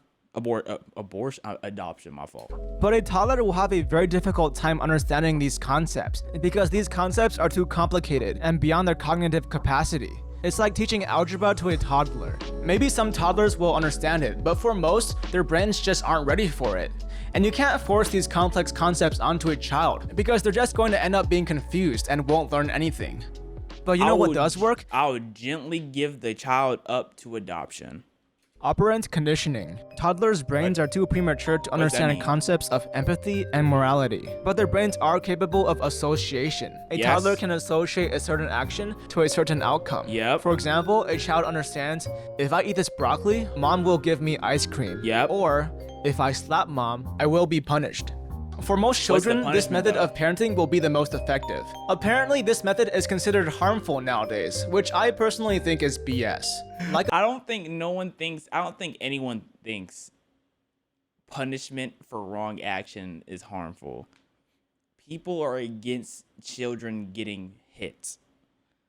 People are against belts. People are against spanking. No one's against a punishment. So I do think he's exaggerating right there. Adults, children have different levels of emotional and social intelligence. Some children might learn concepts of empathy and morality very quickly. Because children should get punished because everyone gets punished. It's just like the way you punish them should be changed differently. It should be differently than how you would punish an adult. Parenting will be very effective for these children. On the flip side, some children are especially stubborn and selfish, and disregard the feelings of anyone else. These children can still be raised. Why does the child have a hammer? To become kind and understanding people. They just need to be specifically raised to understand that their negative actions will lead to negative consequences. If these children are raised with gentle parenting, even if done correctly— This child's too far gone though. Like, she already using a pickaxe. He's too grown to be doing this. They might still end up being violent or narcissistic. And that's what we're seeing happening so often these days. What the heck what is going on right there? Now here comes the controversial part of the video. I know a lot of you will get triggered by this part. If you disagree with me or want to type any hate comments, then go ahead. I actually read most of the comments on every video I post, so I'll probably see what you write. Before he says anything, do y'all think we're going to agree with him or disagree? What do y'all think? Wonky Woom Woom, listen to me. Y'all think we're going to agree with him or disagree? I feel like he about to say something I'm going to disagree with, because I've disagreed with a few things he said already. Our society has become soft. Parents are afraid to be strict towards their children because they believe it might traumatize them. Nowadays, people commonly talk PTSD from yelling. Can you get pissed off from yelling? About having PTSD because their parents yelled at them. PTSD. Yeah, try telling that to a soldier. PTSD is a crazy thing to use. Or a war veteran. Okay, yeah. I'm not advocating for harsh, aggressive parenting. Parents should mostly be gentle and try to understand their children. But the harsh truth is, sometimes, no matter how much you negotiate with them, children will only want things to go their way. In cases like this, where gentle I think you can say you have trauma without calling it PTSD. PTSD is... parenting does not work, strong. being strict is the only solution. Can you please stop hitting me with that? Thank you. Stop! Sit down, please.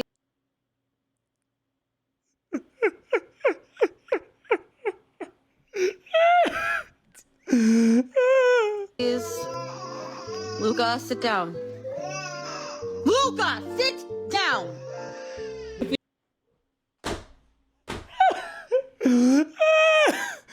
off the table. That's not nice. You're eating. But I still consider this gentle parenting, though.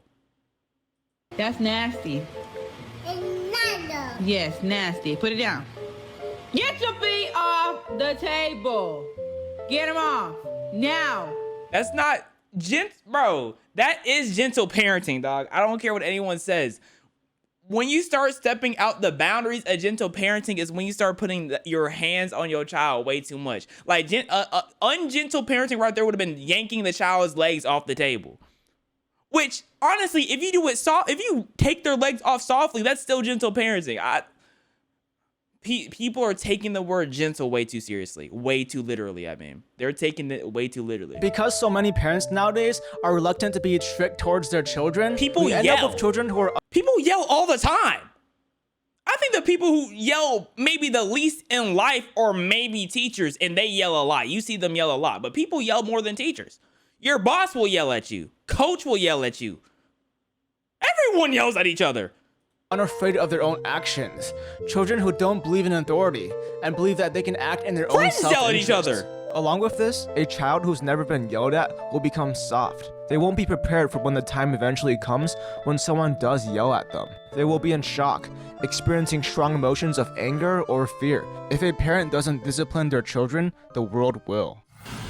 If this trend keeps up, future generations will become emotionally weak. Oh no, it's already too late. Yeah, we gotta wait for the next generation of kid havers to tee up. Okay, I think it's already too late.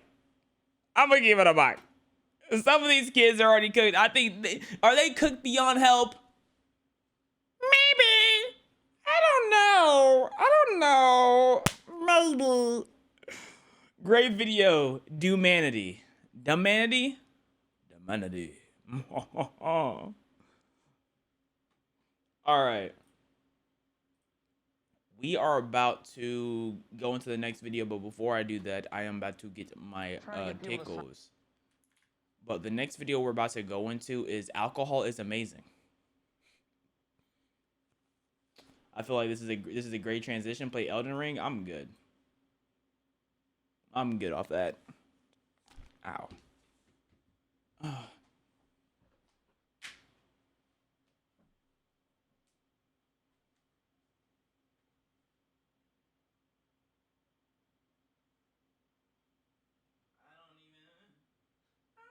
Pop purse no more. I don't even want to work no more.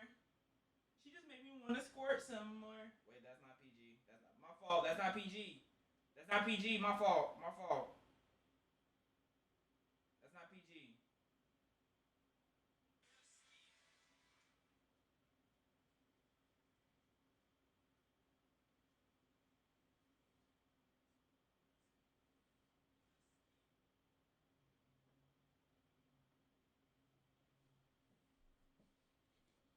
Oh my gosh. Oh, dinosaurs. Yep, I just turned chat on, going right back off. Okay. Oh.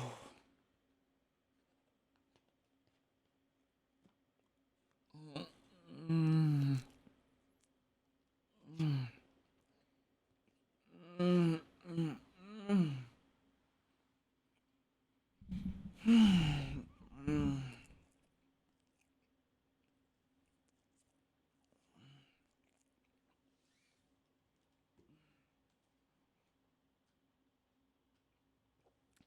My headphones are about to die, so I'm stalling a little bit.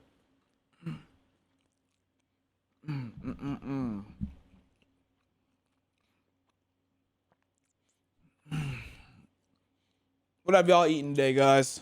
Woo. What have y'all eaten? Man, oh man. That tastes good right there. Nothing. I had fish. The streamer who killed himself or his friends on live, I think I know what you're referring to, but I could be mistaken. A hot pocket? That's unfortunate.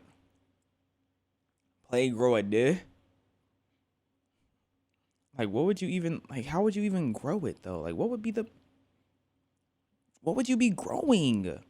Like, you're growing the did, but, like, what are you doing to help grow it? Like,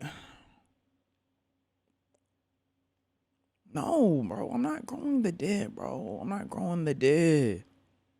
I'm not. Pizza rolls? Guys, it's dang near 8 p.m., guys. It's dang near 8 p.m. You got to eat more than that. Goodness gracious.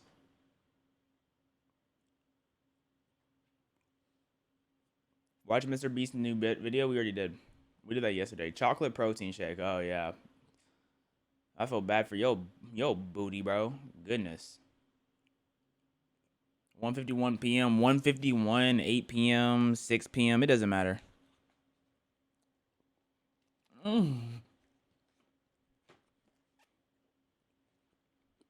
Just play any hard game. How about you?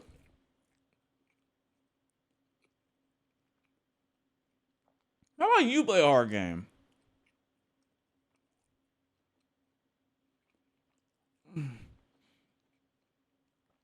Hollow Knight. Hollow Knight's like 80. Hollow Knight like an 80-hour game, bro. I'm not playing that. You keep talking about World Box, man. What is that? Like Cube World? Do y'all know what Cube World is?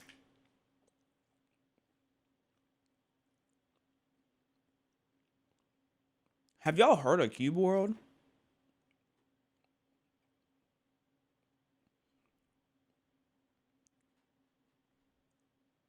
Yapping, get to the next video, you're yapping? No. No, in fact, I'm gonna just sit in silence.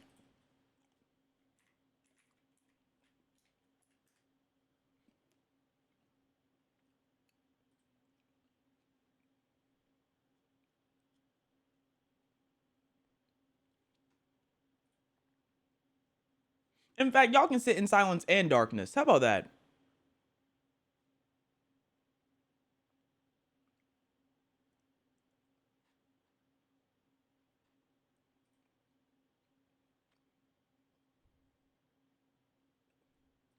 Yeah. I don't need that negativity. Y'all blabbering about nothing. Absolutely nothing. If I ask every single one of y'all face to face, one-on-one, I'll be like, what are y'all blabbering about? Y'all gonna just say nothing. Yes, you look like an armadillo.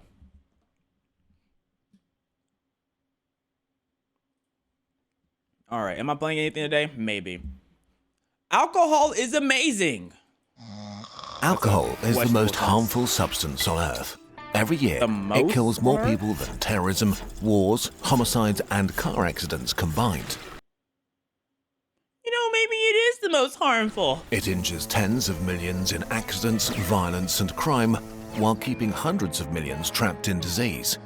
If it didn't exist already, inventing it today would be unthinkable. And yet, more than 2 billion people drink. Most of us can't imagine a barbecue without beer, a wedding without wine, or a fancy soiree without champagne.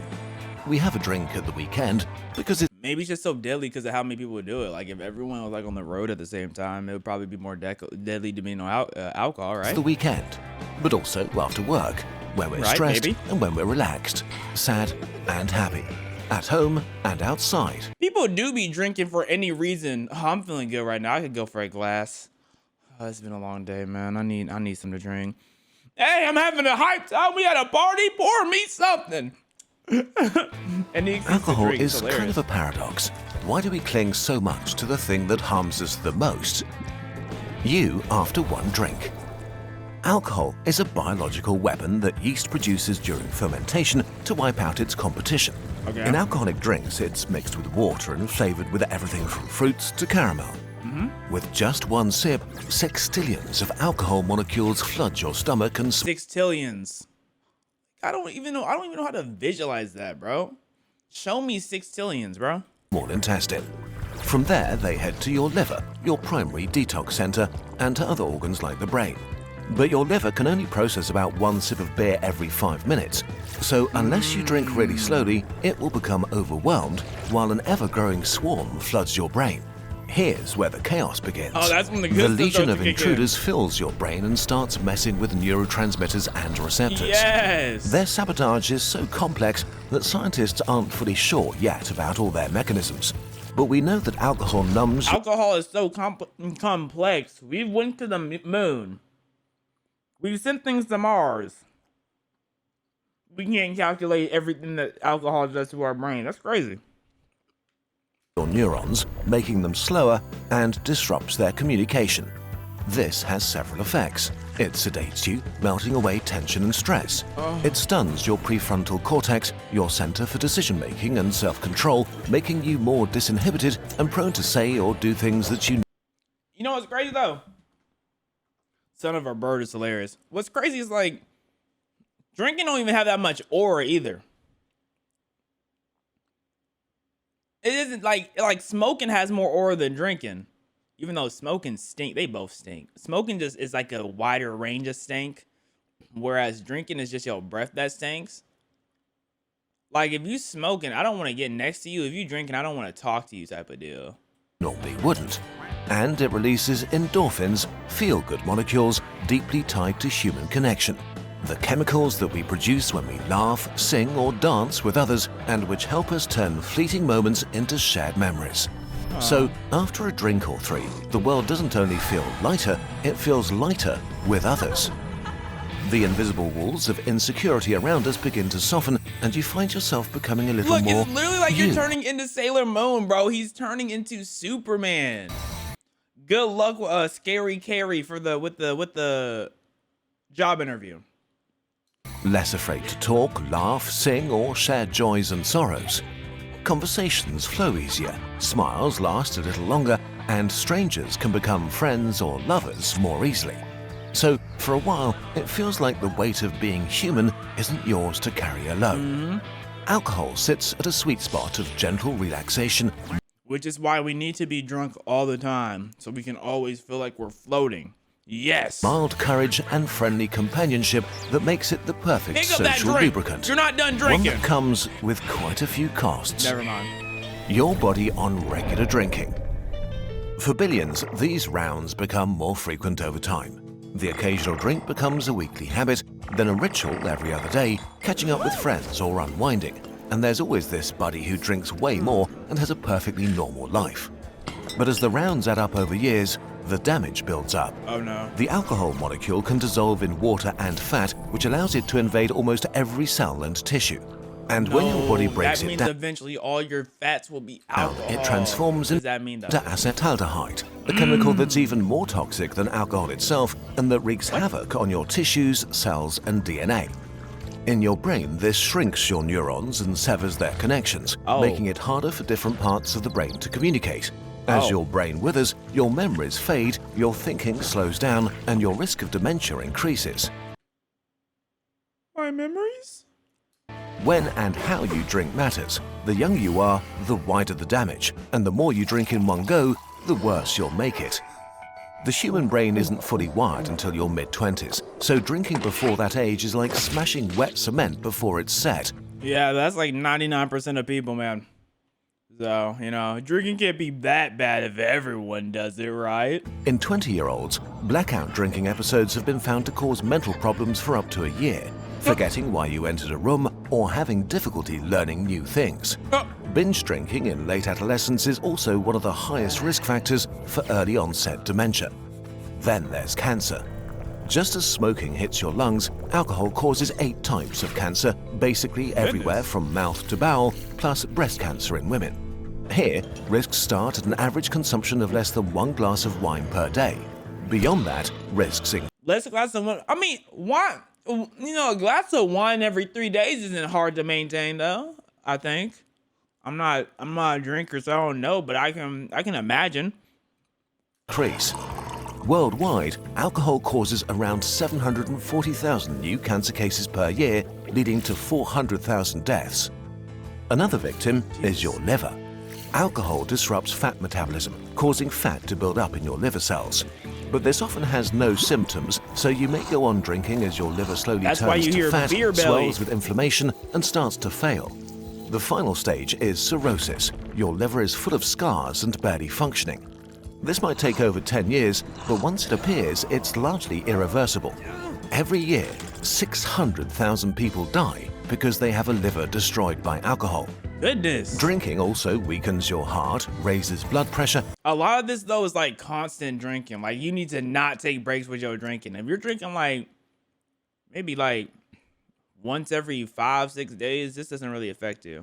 And increases the risk of stroke and thrombosis, leading to another 500,000 deaths from cardiovascular diseases every year. Goodness. In terms of looks too, alcohol damages cells around your body, including your skin, which looks older sooner.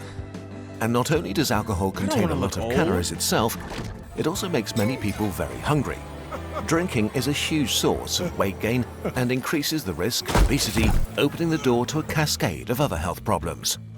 When scientists crunch these numbers, they see that health problems can start at about 1 beer a day, and that the chances of premature death start rising significantly at around 3 beers a day for men and less than 2 for women. Okay, that's not, see, that's what I'm saying. Like, you have to be drinking a nice amount. 2 beers a day? Like, bro, go outside or something. You know what I'm saying? Get a hobby. You know what I'm saying? Like, if this sounds like a lot to you, maybe look around. In the EU, the average man drinks the equivalent of almost 3 beers a day.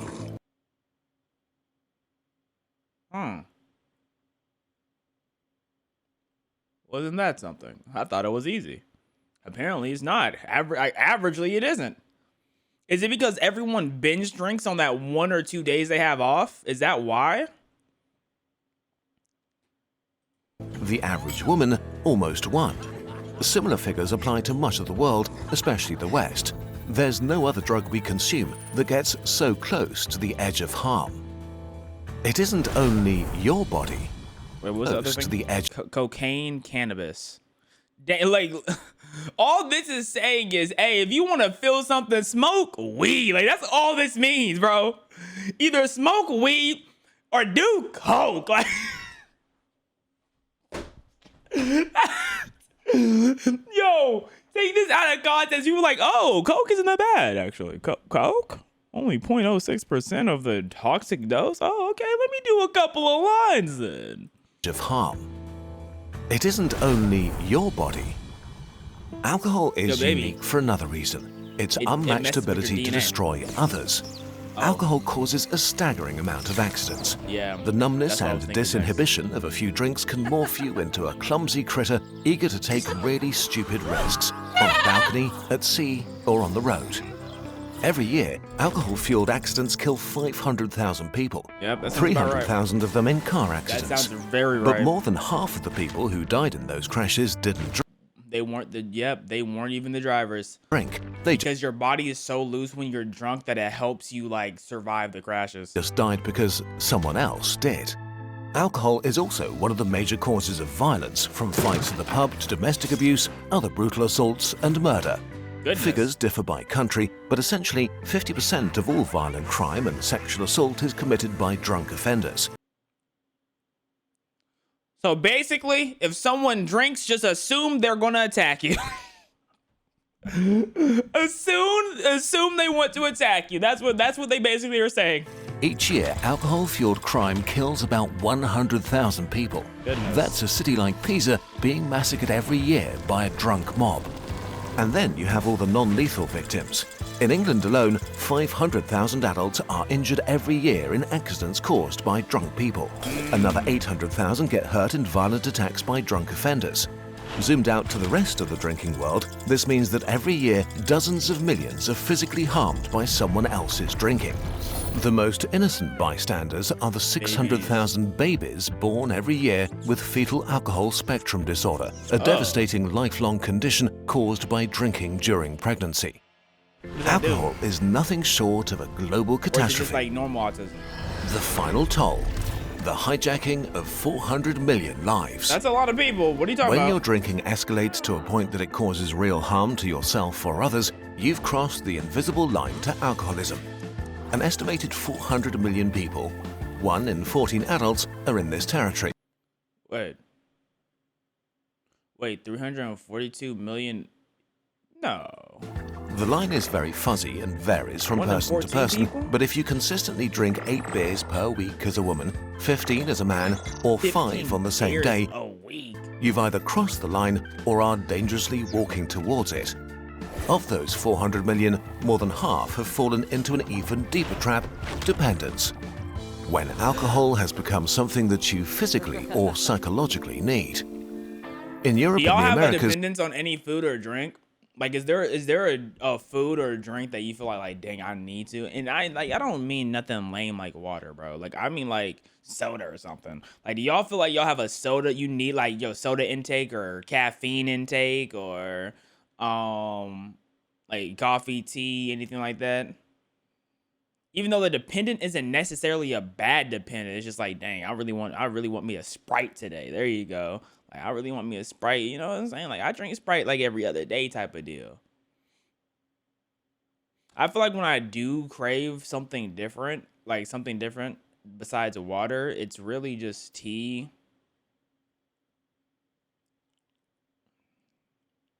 It's really just tea. I haven't had a milkshake in a minute.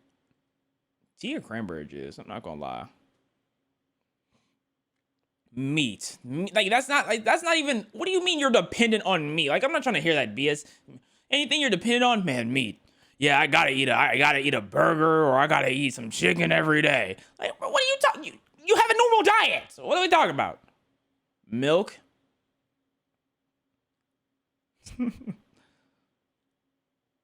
Root beer? That's disgusting. You disgust me. Root beer. Yeah, yuck. Yuck. That's what you are. 1 in 20 adults are caught in this web. The stereotype of alcoholism is one of extremes. A homeless person clutching a bottle or an always drunk father shouting at his kids. But it can be far more silent. A US study found that up to 50% of all alcoholics may fly under the radar. They come in 2 main groups, unproblematic young adults and middle-aged professionals with successful careers and families. As one of them, you'll show no antisocial behavior. You'll fulfill your obligations. You'll probably have no diagnosed health conditions. This is basically what all the people that are like, oh, I'm gonna just be like them. I can be successful and just be, drink, even though the odds are kind of, well, are they against you? I don't know. They said half of them don't face this, so it's not really against you. It's a 50-50 split. But on average, you'll be having 4 beers a day and will get drunk every week. Gosh. And neither you nor your family may notice. No one questions a drink at dinner, after work, or at a party. But it's exactly that makes alcohol so dangerous. No other drug is so widely accepted, casually consumed, and easily ignored. So, okay, how did we come to this? A pact with the devil. Oh. We made a pact with alcohol to help us solve one of the greatest challenges of being human. Human interaction is messy. We long for closeness, but we're also anxious, awkward, and wary of each other. Am I talking too much? Do they actually like me? What if I say something stupid? So basically anxiety. Anxiety is the devil is what he's saying. There are many ways to navigate That's this. a fair comparison. Alcohol is not the solution, but it is definitely one of them. It is a real and effortless solution to the problem of connecting with others. Studies confirm what we've known for millennia. Modest quantities of alcohol help strangers bond. Yep. And individuals who drink moderately and socially tend to have more friends, closer friendships, and high. That's why, you know, you want to go to the rich business meeting, man, you better get ready to drink. Them rich folk, they want to see you drink. They want to see you take a couple shots down. Levels of trust in others. So if we want to step away from alcohol, we need to be honest about what we gain from it. For millennia, we've been giving it our health and years of our lives. And in return, alcohol gave us confidence, connection, and celebration. But right now, this is changing rapidly. Younger generations, and especially Gen Z, are drinking far less than their parents did. In the US, the share of 18-year-olds who have ever tried alcohol has dropped by 25% in the last decades. Binge drinking in adolescence has plummeted by 50%. Look at us go. Look, we might have severe brain rot. We might have severe social anxieties and just anxieties that didn't exist before like 2018. We might have all that. But at least we're not alcoholics. You know? We're just gooners now. That's what if that's what just really happened, bro. We replaced alcohol with gooning. And that's all that happens. Like, it's still just as bad. And even in countries like Germany or France, where beer and wine have always been part of the cultural DNA, alcohol consumption is falling. And that's a victory. Fewer accidents, fewer hospital beds filled, fewer lives quietly derailed. But at the same time, other things have been falling too. Exactly. The share of young people who see their friends almost every day has plummeted by 50%. Attendance at parties has fallen. Meet up with friends almost every day. It was at 50% out. People used to see their friends like every other day. This is 12th graders though. So like that's including school. I want to see like adults. They out of school, bro. How often do they see their friends? Every day has plummeted 40 by 50%. Attendance at parties has fallen by 30%. Dating and casual sex have fallen by a similar amount. Yo, at some point in time, 85% of 12th graders have dated. Now it's down to 60? Goodness. All while loneliness and mental health issues have skyrocketed. Absolutely. There are many different reasons for this, from basically, we need to force people to drink so they can get friends. That's all I'm hearing. That's all I'm hearing. We just have to force people to drink. That's it. COVID to social media. But the shift in which drugs we consume is probably not totally unrelated either. Drugs like weed have gained ground massively, and in contrast to drinking, smoking weed tends to make many people less energetic and likely to do things, more socially awkward, and especially if you use a lot of it, more lonely. Alcohol has been a powerful and influential tool for sharing, celebrating, and you also have to like include cost of living and things like that. Enjoying life with others for thousands of years. If the West is on the path to drinking less, we might also be on the path to something completely new. A future where we connect and rejoice without a poisonous chemical crutch, or at least without this specific one. It's up to us. Without this specific one's more likely. What if we're just heading to a world where we don't talk to each other because we don't drink? You know what I'm saying? Like, what if we all need to drink 3 beers a day so we can be socially connected? Like, that's what we need to do. To figure out what comes next. There are so many other ways to strengthen your confidence and make connections. By doing the things you're passionate about. By working towards the future. By investing time into your dreams. Like starting your own business. I'm sure this advertisement is amazing. This is a great video. Kurz. That's what I'm gonna call you, Kurz. Don't drink. Don't drive. If you do drink, Please just make it a minimal amount, okay? We don't need to go overboard. No one ever wins when we go overboard.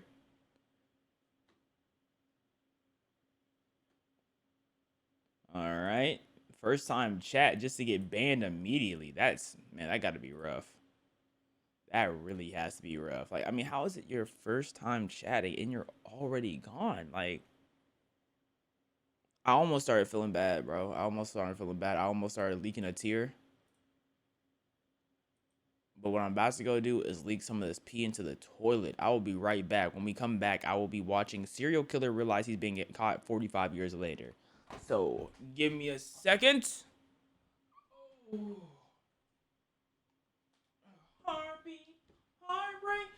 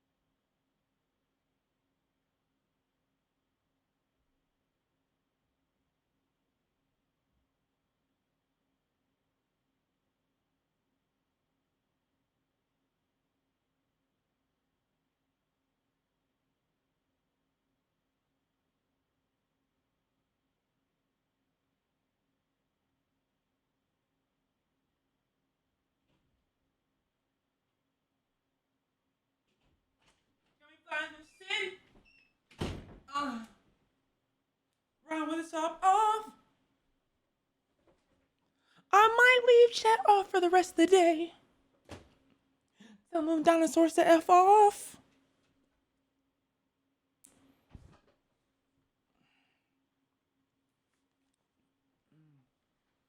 Can I get L spam in chat? Can I get L spam? My hands are wet. I didn't dry walk good enough.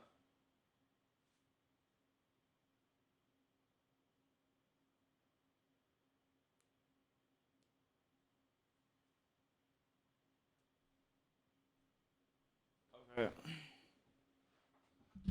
Here we go.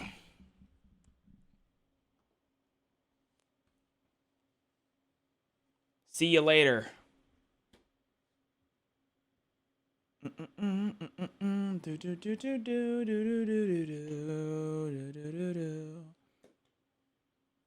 Okay. Serial killer realizes he's been caught 45 years later. 45 years later is crazy. I'm not gonna lie. Mr. Beast uploaded a new video an hour ago. Did he really?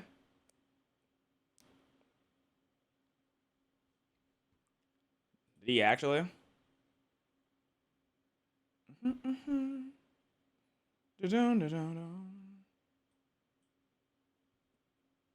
Like, is it on his main channel or is it on his like philanthropy channel? Because normally he uploads only on Saturdays. He's on his main? Interesting. We'll check that out then later. Hi, good morning. I'm so sorry. I'm super embarrassed. Yeah. Hi, puppy. This man is 74-year-old John Arthur Getrew, an elderly homeowner in Hayward, California. Okay. What he doesn't know is that he's speaking with an undercover officer closing in on a decades-old secret. Ooh. And things are about to take an unexpected turn. I thought it was, how is it a decade-old secret if it's 45 years later? Maybe he did something a decade ago, and then it tails all the way back to 45 years ago. I was turning around in your driveway, and I accidentally hit your car. Which one? The one parked in the driveway. Do you want to maybe take a look to see if we should exchange insurance information? I'm curious on what's about to be. Oh man, I'm so sorry. So embarrassing. Sheriff's office. Yeah, go ahead. Jump on your back. Wait, Wait, what? Go ahead, face the car. They just lured him out? Wait. Okay, I don't know anything about the police force, so I'm not even going to act like I know about law. But if they had enough reason, why didn't they just arrest him at the door?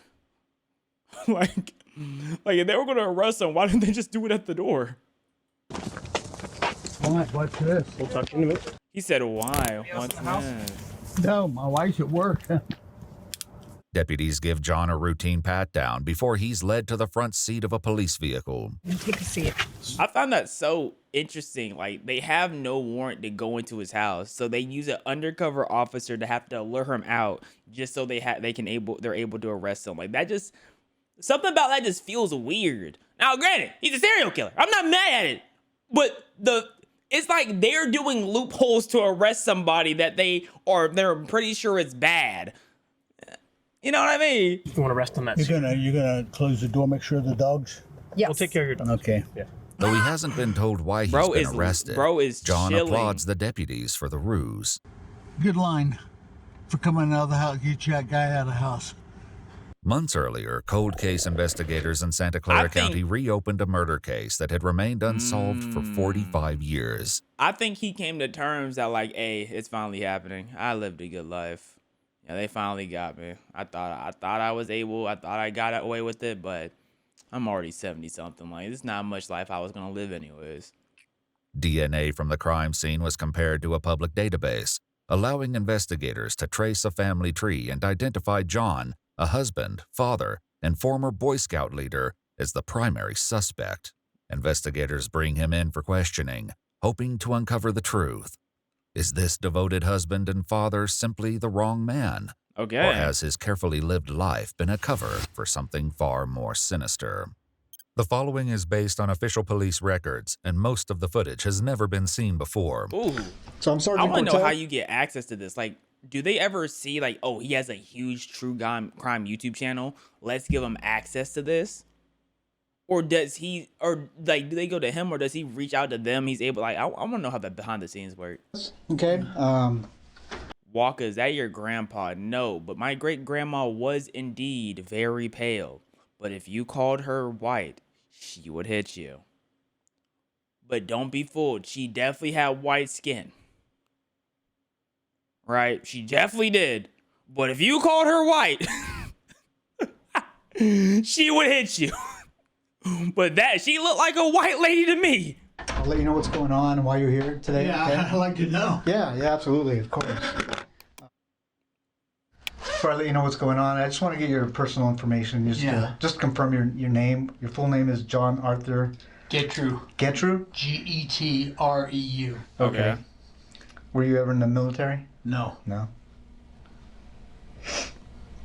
So why are they doing this? Just like get him to John slip up? shares basic information about his past and childhood, revealing that he was born in Newark, Ohio, and spent the early years of his life moving frequently due to his father's long military career. He spent a significant part of his teen years in West Germany, where his family lived on a U.S. military base. Now, you mentioned that he had never been arrested. And I found out something happened in Germany. Okay, Can you tell me about that? I was arrested in Germany. Okay, what happened with that? Can you tell me about that? I was accused of murder. Oh. Wow, that's something very convenient to leave out. Oh yeah.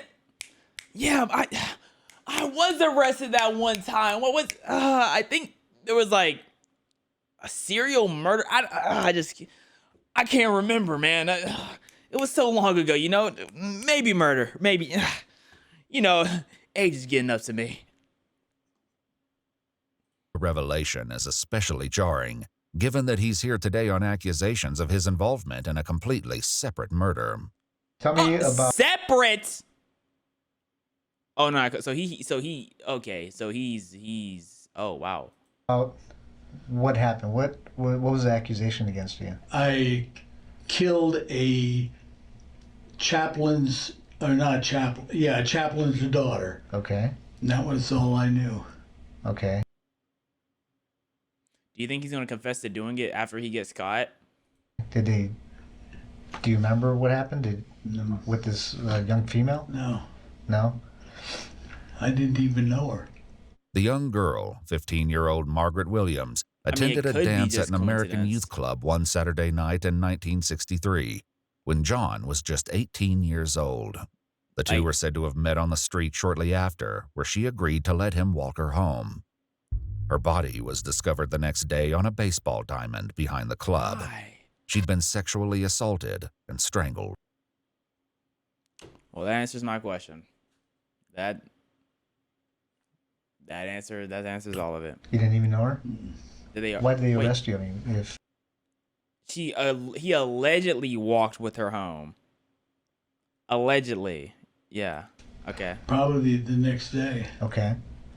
After they found the body, I guess. Okay. How did they tie you to this body? How did they connect you to this body? Somebody had seen me, walk that direction or walk towards the school, or okay. It was an elementary school. Okay. Okay. Did you?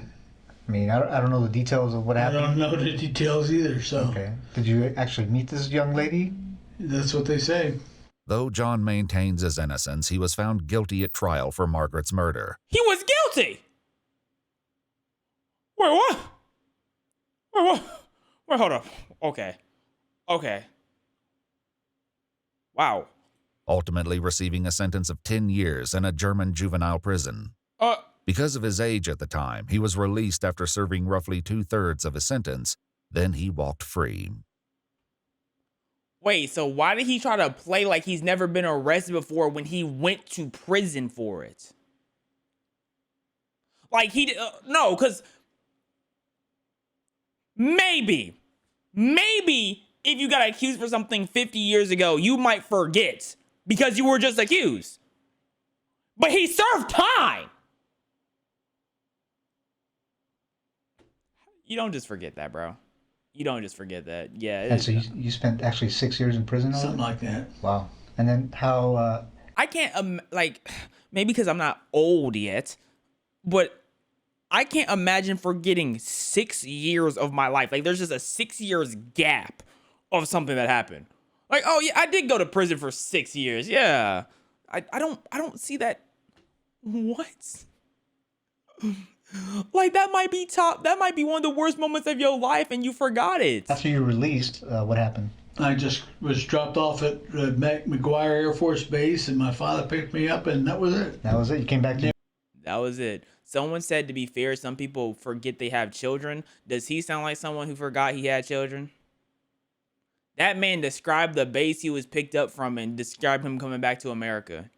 That man did not forget nothing. That you hear the detail he's describing on. He hasn't forgotten nothing. McGuire Air Force Base, and my father picked me up, and that was it. That was it? You came back to the United States? Never heard a word from him. Nothing. Okay. After returning to the United States, John moved to California, and in 1975 was once again at the center of a serious crime. And then at some point, there was another accusation against you about a sexual assault from the Palo Alto Police Department? Yeah, Palo Alto Police Department. Okay. He just said that he never's been arrested. No, like, because what's happening is I have no faith in my memory. So him lying is making me think I'm mishearing something. Because I have no faith in myself when it comes to this remembering nonsense. But, see you, TB. But, I'm, okay. When I was the leader of an Explorer post. Okay. Can you tell me about what happened there? Nothing. Okay. You know, I was accused, interviewed, and that was it. Okay. What's this So he didn't get allegation? I arrested. gotta ask you. Yeah. You know, this allegation that this young girl made against you that you sexually assaulted her. Did that actually happen? No, not that not that I know of. And if I was arrested for specifically that and then not even tried, and then nothing's happened. Like I told him, nothing happened. So you were I arrested. never saw her again. You know. Did you end up serving time for that? Do you remember? No, I didn't. I didn't serve any time that I know of. Okay. I didn't serve any time that I know of? You seem to know a lot about everything besides serving the time. Maybe he got PTSD from the time he served. Maybe that's what it is. He can't recall because it was so traumatic. It's just, yeah, okay. What? I can't, Okay. It was so piddly that... It was so piddly you can't remember if you were arrested?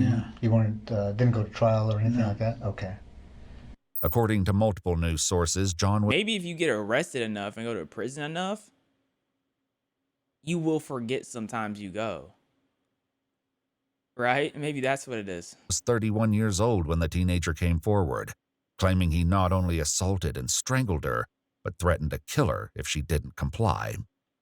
He received a 6-month sentence, serving just 30 days on weekends after 5 were suspended. So he did go. Does he have the memory of a goldfish, or does he just remember? Does he just forget all his core memories? Because he did go. He Month sentence, serving just 30 days on weekends after 5 were suspended. So I want to tell you a little bit about my investigation. Okay, are you familiar with the with Palo Alto area? Weekend only? I'd forget that too. Maybe he forgot it because it was just weekend A only. little bit about my investigation. Okay, are you familiar with the with Palo Alto area, Stanford area, the hills in Stanford? Yeah. You ever go out there? I was a scout leader. I traveled all those hills. What hills? Which hills are you talking about? Well, we were out in the Bay, Half Moon Bay Hills. Okay. And I traveled up through there, hiked with the boys. Did you ever go in the hills, like in the area around Page Mill Road? Page Mill Road, like just west of Stanford? No. That wasn't really our area. Never went to that area? No. Okay. So I'm investigating, there's a murder up there in the hills. And would there be any reason that you were ever up in those hills? No? No. Bro, you Leslie Marie Perloff was a 20. Like, we know you've been to those hills. You went on every hill in that area, bro. Come on now. 21-year-old Stanford University graduate working as a law clerk at the North County Law Library in Palo Alto, California in 1973. Okay. Her body was found dumped in the Stanford Dish hiking area. A floral scarf was found tightly knotted around her neck and had been used as a ligature to strangle her to death. It was DNA found beneath her fingernails that led them to John, who at the time worked near the Stanford campus as a security guard. Did you ever see this young lady? You know her? No, who's that? Bro didn't even look at her yet. The investigation I'm doing, and she was murdered. Do you ever see her at all? No. She look familiar? Leslie's 1972 orange Chevrolet Nova was found parked at the gate of an old quarry near Old Page Mill Road, just east of where her body was found. So were they meeting up, or did he just catch her lacking? The side of the road and catch her lacking sounds so disrespectful. I don't mean it in that regard. Like, just caught her off guard. Looking into this vehicle? No. It's an orange Chevy Nova. No. No? No, sir. Okay. I don't think I remember a car from 40 years ago either. Do you know the name Leslie Perloff? Leslie Perloff? No. No? Okay. She wasn't a girlfriend of yours? Oh, no. Okay. I had to ask. She's cute anyway. Yeah, very. That would be very about, cute. she'd be about 18 years old, I guess. Okay. At Stanford. Yeah, Stanford graduate. Yeah. But that's it. I don't even recognize her.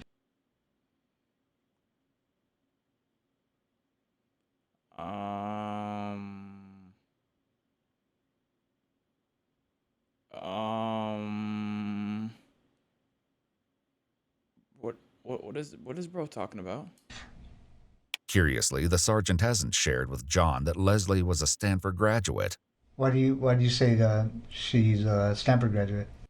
Yeah, he was just talking too much for no reason. I was like, I didn't feel like we knew anything about her being from Stanford, right? Like, what was he talking about? Yeah. It's raps, buddy.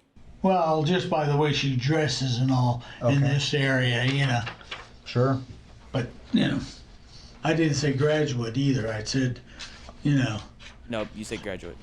She's a college kid. Oh, okay. No, you said graduate. We heard you. This young lady was. She said, I'm not tweaking. He said graduate. We all heard graduate. He's gone. He's realized now. I know the extra rolls under his chin is shaking. He's trying to hide it. Murdered, like I said. She was strangled. All caps. Mm-hmm. Would you ever think about doing anything like that? Nope. I know that you were accused of a sexual assault, right? Would you ever think about committing a sexual assault? I have no reason for it. And I'm going to ask you these tough questions because it's part of the investigation. Yeah. When you were younger, did you ever fantasize about sexual assault? That's what it sounds like by looking at my record. Yeah. Or killing a young woman? Okay. No. I want to know what because again, to play devil's advocate, he definitely could have been falsely accused in Germany. It's 1960s. Like, what type of evidence did they have? Unless they had clear-cut witnesses, which it kind of sounds like they did. It kind of sounds like they did. But for argument's sake, if they didn't have clear-cut witnesses, like, he could have been falsely accused. Maybe. Like, it could have been somebody else. But it's way too many things lining up for him, man. It's way too many things. In this investigation, if your DNA was on this young lady, why would you think your DNA was on her? Haven't the slightest idea. Were you involved in the murder of this young girl? Nope. As the sergeant continues to press for answers, John inches closer to a major mistake, He already not made yet one aware major of what mistake. he's about to give away. What is it? You kind of know about DNA and how it's transferred, right? Yeah. I'm gonna be honest, no. Like, I don't know all the ways again. This can be how it's transferred. I can always just tell. Okay, tell me about that. How it's transferred, I can always just tell. What do you mean you can tell? What is he? What is he? What is he? What?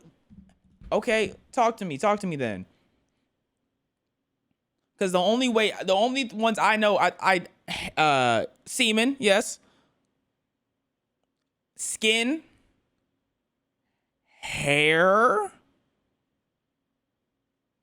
Saliva.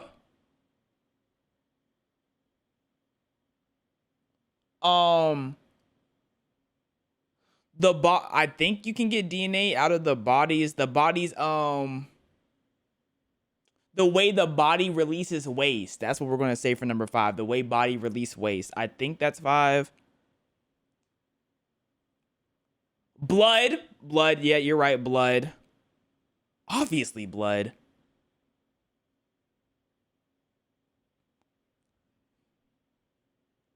Sweat. Okay, there's a lot of ways. One is semen. Okay. One is from the mouth. Saliva.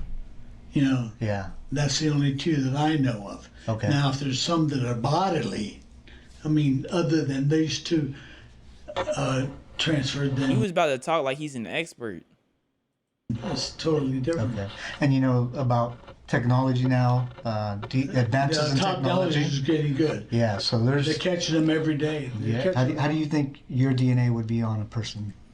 Don't know. You don't know? Okay. Especially this person or these 2 persons. What 2 persons? What is he talking about? What is he talking about? What is he talking about? Oh my goodness, what is he talking about? Oh my goodness, what is he talking about? Who is he talking about? Maybe he's talking about the first girl. The girl in Germany? He could be talking about the girl in Germany. That is possible. But did they say anything about DNA with the girl in Germany? I don't think they said anything about DNA with her. I don't think so.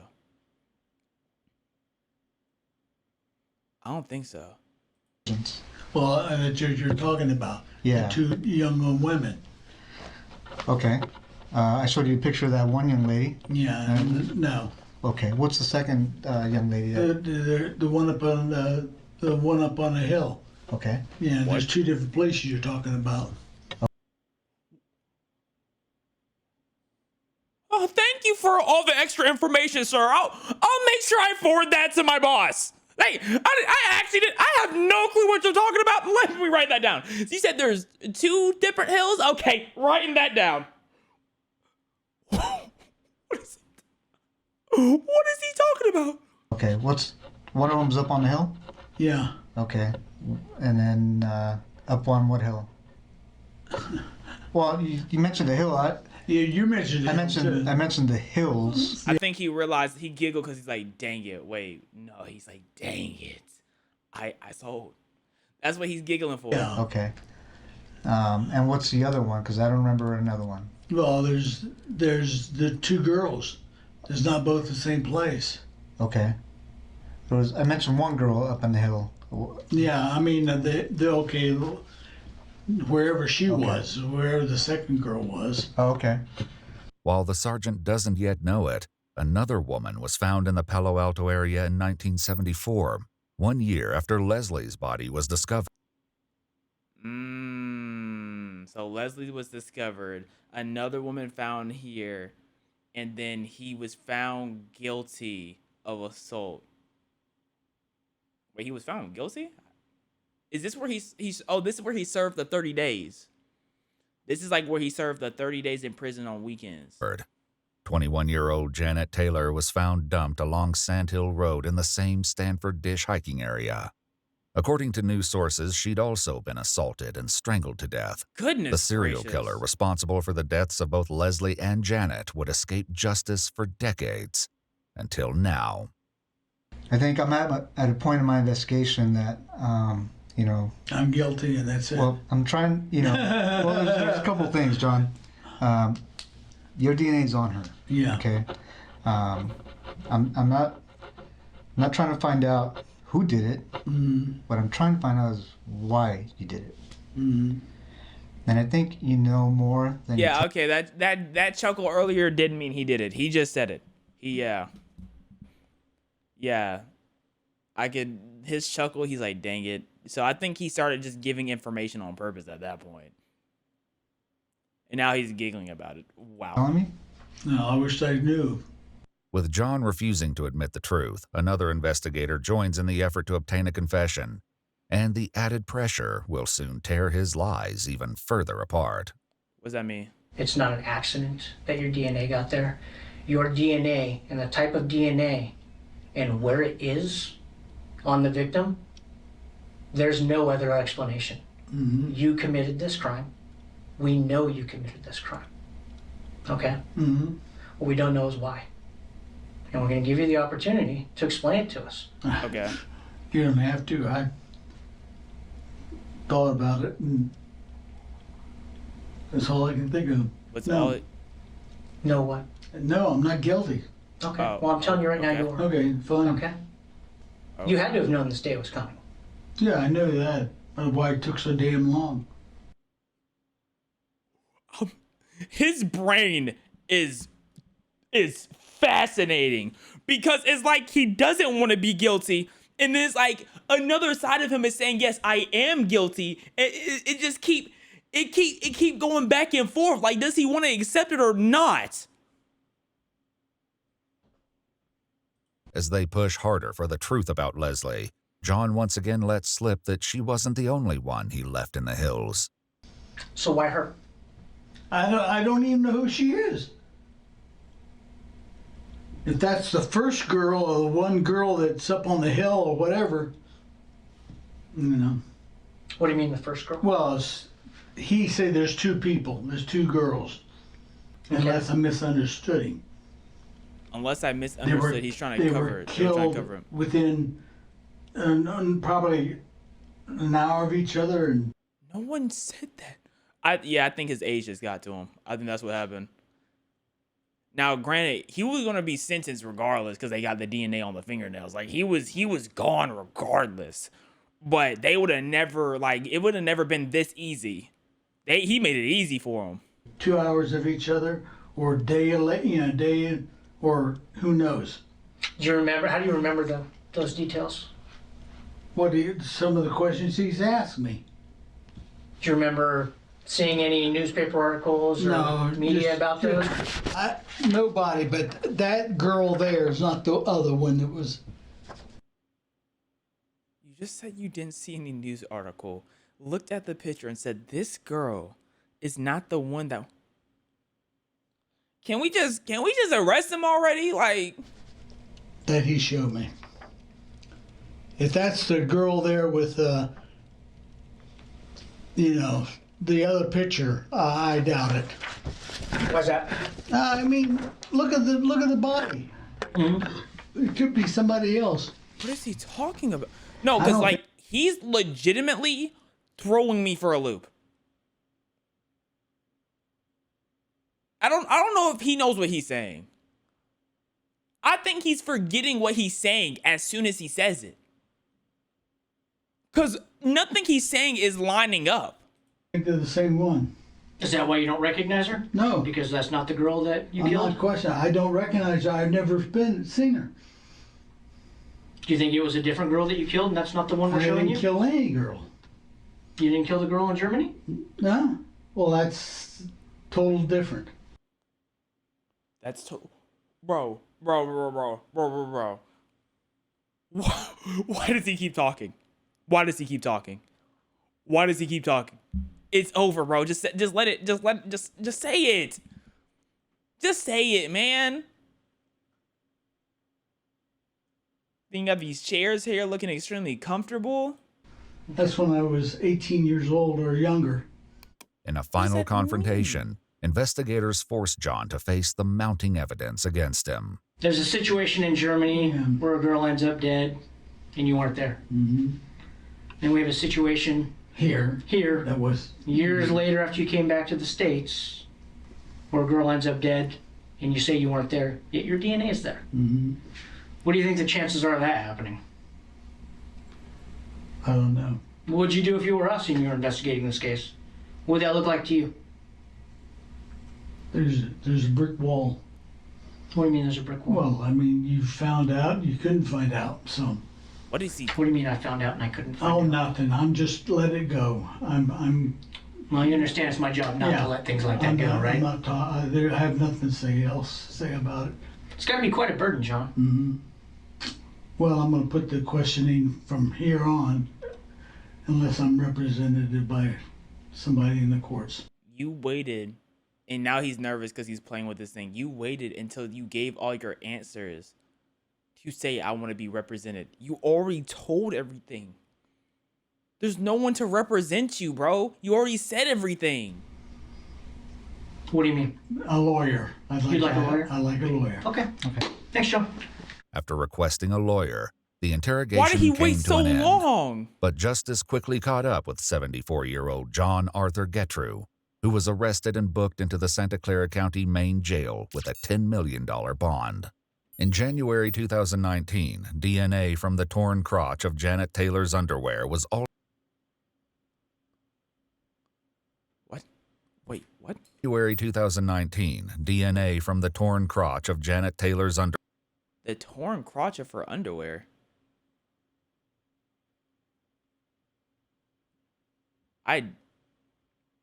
Okay. I don't know where the crotch of the underwear is. I don't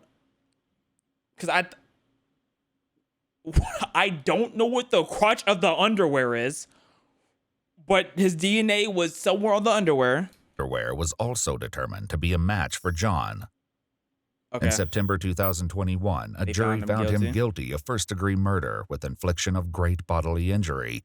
I wonder how the wife felt just coming back home and then realizing her husband's arrested. Do you think the wives had to know about these previous cases, right? You think so? Maybe not. Maybe they married late. That could have been the case. They could have married late. In the killing of 21-year-old Janet Taylor. He was sentenced to 7 years to life in prison, finally putting a serial killer who had escaped justice for decades behind bars for good. In January 2023, he pleaded guilty to the murder of Leslie Perloff and received a second life sentence to be served consecutive with the first. According to multiple news sources, John Getrew died of natural causes on September 22, 2023, at the age of 79. Jesus. His DNA remains in the state database and will continue to be compared against evidence from unsolved murders in the ongoing effort to close more cases. If you'd like to see select new videos early. Glad he was caught, but I mean, he was already 74. Like, he wasn't gonna even be able to do anything else. Like, they caught him way too late, but better late than never, I guess. Hey, that's why technology is great, though.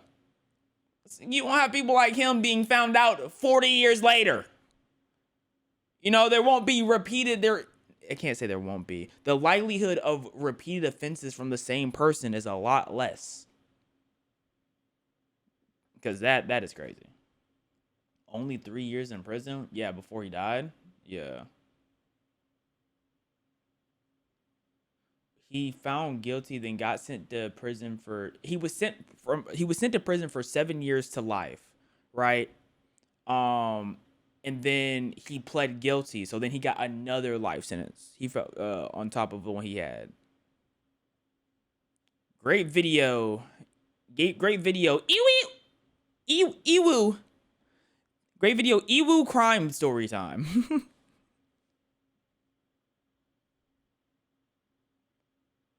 Supernatural is a peak series. Isn't Supernatural like really long though? I could be mistaken, but isn't it like a long series? Ah, my shoulders. My back, I mean. Ay. I'm getting old, man. Make sure y'all take care of y'all body while y'all younger. Y'all gonna be like me, and it gets hard to walk around. Whew. Man, I'm getting up there, man. I'm getting up there. Luxury. Chinny ching ching could buy anything. Anything. Chinny ching could buy anything.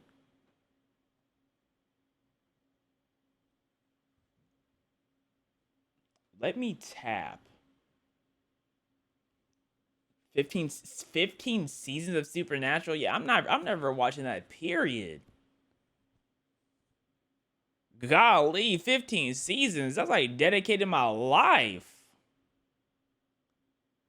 Absolutely not. Your cousin gave birth today. What should you name your son?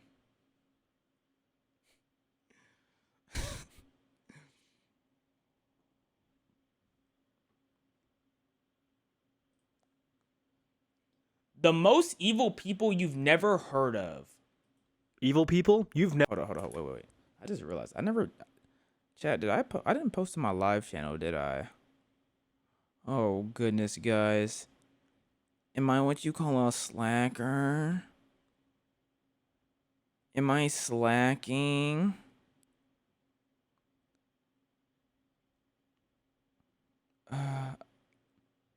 Okay, hold up. I need to put this up.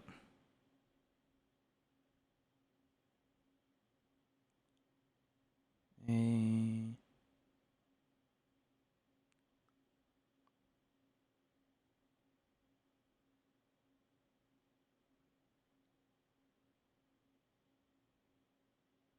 Wait. Yeah, I think this is good enough. All right, let me go. We gotta go to press that button, then we private, then we put it at public, and then we save. And then boom. Boom, bop, bam. The type of I'm all you wouldn't understand. I whip that meat out, and then he's sucking on my, gripping on my, ooh. Licking on my, ooh. Eating up that, ooh.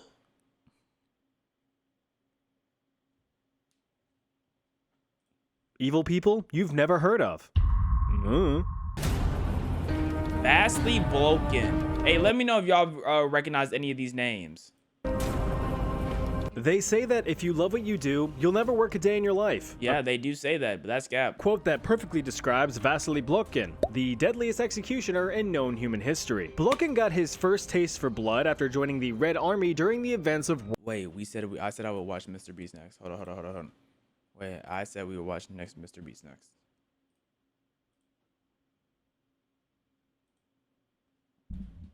I'm not supposed to be here. Bro, they didn't upload a video. Y'all lied to me. Bro, I got lied to.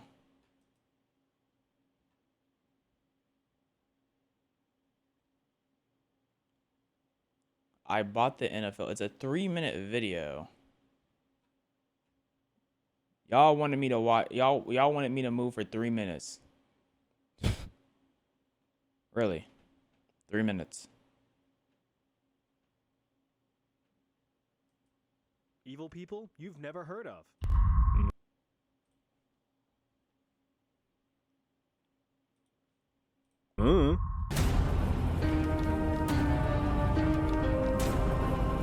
They say that if you love what you do, you'll never work a day in your life. A quote that perfectly describes Vasily Blokin, the deadliest executioner in known human history. Blokin got his first taste for blood after joining the Red Army during the events of World War I. Over the years, he became the perfect soldier. One who is able to perform tasks effectively, efficiently, and without hesitation. This, of course, really accelerated Blokin's military career, as in 1921, he was recruited into the Soviet secret police organization known as the NKVD. One bonus on his extensive resume was his innate ability... Efficiency? No, efficacy. Killing in apathy. 93%. Creativity killing. 78%. Resourcefulness. 81%. Okay. to remain emotionally numb when carrying out acts of violence. He simply saw it as part of the job, comparative to menial tasks like filing paperwork or having to put up with Deborah from HR's incessant complaints that your funny shirt just isn't work appropriate. Blokkin's unique skill, if you would call it that, quickly distinguished him amongst his peers. If you needed someone dead, Vasily was your guy. There had to be something going on with His him, work right? and unwavering loyalty continued to push him upward and onward. In just 6 years, he was assigned as head of a newly created branch of the NKVD by Mr. Supreme Soviet leader guy Joseph Stalin, a branch specifically designed for executions. And with that, Blokhin had become one of Stalin's most trusted workers, Hey, I want no executing problem with low Blokhin, and bro. high-profile targets without question. How many bodies do you have to his Excellent work, name? Blokhin. That goes right up on fridge. During his service, Blokhin had personally executed thousands of people, including high-ranking Soviet officials during the Great Purge. It's like treating human just like as it's just normal. Like, oh, just shot. Okay, they're gone. On to the next. Come on. I got dinner to get to at home, man. Can I just kill the next 5 in a row, bro? I don't feel like doing all this extra nonsense. Can we just go for 5 in a row? That is crazy. An internal mass execution of anyone remotely accused of opposing Stalin's rule. Blokhin himself had been spared from the purge due to his repeated proofs of loyalty to the Soviet cause. His magnum opus being his involvement in the Katyn massacre. Now, if you've never heard of the Katyn massacre, I wouldn't be surprised. When teaching about World War II, history classes tend to focus on German war atrocities and kind of skim over all of the other ones, especially the Soviet Union's. Despite the German invasion of Poland in 1939 and World War II officially starting, the Allied powers of Great Britain and France didn't really do much in retaliation. Oi, Germany, you better leave Poland alone. Okay. Oh, fair point. Carry on. The big bad Soviet Union had also invaded Poland just a few weeks later, capturing hundreds of thousands of Polish prisoners of war, many of which were sent to labor camps. But in the spring of 1940, around 22,000 prisoners consisting of Polish officers, engineers, teachers, and other civilians were systematically executed under Blokhin's supervision, with Blokhin himself having personally executed over 7,000 people. 7,000? And what do they mean by like? Did he just go shooting each one? Are they all like head getting shot? Like, how did he just liked killing. He liked it. Because if he was indifferent from the killings, he would have just left other people to do it. No, he liked it. He felt excited when he killed. That's crazy. In just 28 days. Now think about that for a second. 7,000 people in 28 days. That's 250 people a day. Now, Blokhin and his men reportedly would work 10-hour days nonstop, so that's 25 people an hour, or one person every 2 to 3 minutes. Now, these weren't indirectly through ordering his men, but this was by his own hand. Blokhin had pretty much developed an assembly line of death so efficient it would make Henry Ford envious. Prisoners would be escorted into a soundproofed room against a sandbag-lined wall. Without a word, these prisoners' last sensation would be feeling the muzzle of a German pistol in the back of. Like, this is the depiction. This is crazy, because he looked like he's receiving back shots. Like, why is his back arched like that? Their neck before being brutally murdered. Wait, a German pistol? I hear you ask. Why would Soviets be using German pistols? 2 words. Plausible deniability. Think of it this way. If thousands of victims in mass graves happen to be found with German bullets lodged in their noggins, they're just going to be like, hey, gonna be it was Germany. Don't look at us. It was them. Blokhin's massacre is regarded as the largest mass murder conducted by a single person in known human history, even acknowledged by the coveted Guinness Book of World Records in 2010. Really? Yeah, I would love to read that world record in my Guinness book that looks like it's made for children to read. I would love to read that. He's stretching for content there. It is believed that throughout his career, Blokhin's personal kill count had reached tens of thousands, but his spree would soon come to an end. After Stalin privately passed away in a puddle of piss in 1953, Blokhin was forced into retirement in disgrace. He was ostracized by the public and stripped of his military honors during the de-Stalinization of the Soviet Union. So, of course, he did what any Russian does when they're sad or happy or breathing. He consumed a lot of alcohol. Yeah. A habit that eventually led to his death in 1955 at the age of 60. You know what? 60 years? I kind of expected to be younger. Well, dang. That's pretty evil. Sure hope nothing bad like that happens to me. Hey, it's ad time. Welcome to Crossout, the ultimate post-apocalyptic vehicle shooter. Hey, shout out Crossout, man. Equipped the hunt scenarios, no script. Man, Crossout is so awesome, bro. Silly Billy. See players out there. Now that's an offer that's not gonna last forever, so get to downloading, you silly Billy. Yeah, get to downloading Crossout. I gotta get back to it. My team needs me. Oh gosh, dang it. Right after the thrilling events of World War I in 1918, the Austro-Hungarian Empire had collapsed. With a little bit of elbow grease and the mashing together of various kingdoms and regions, a new political entity was formed. The state of Slovenes, Croats, and Serbs. Home to many Slovenes, Croats, and Serbs.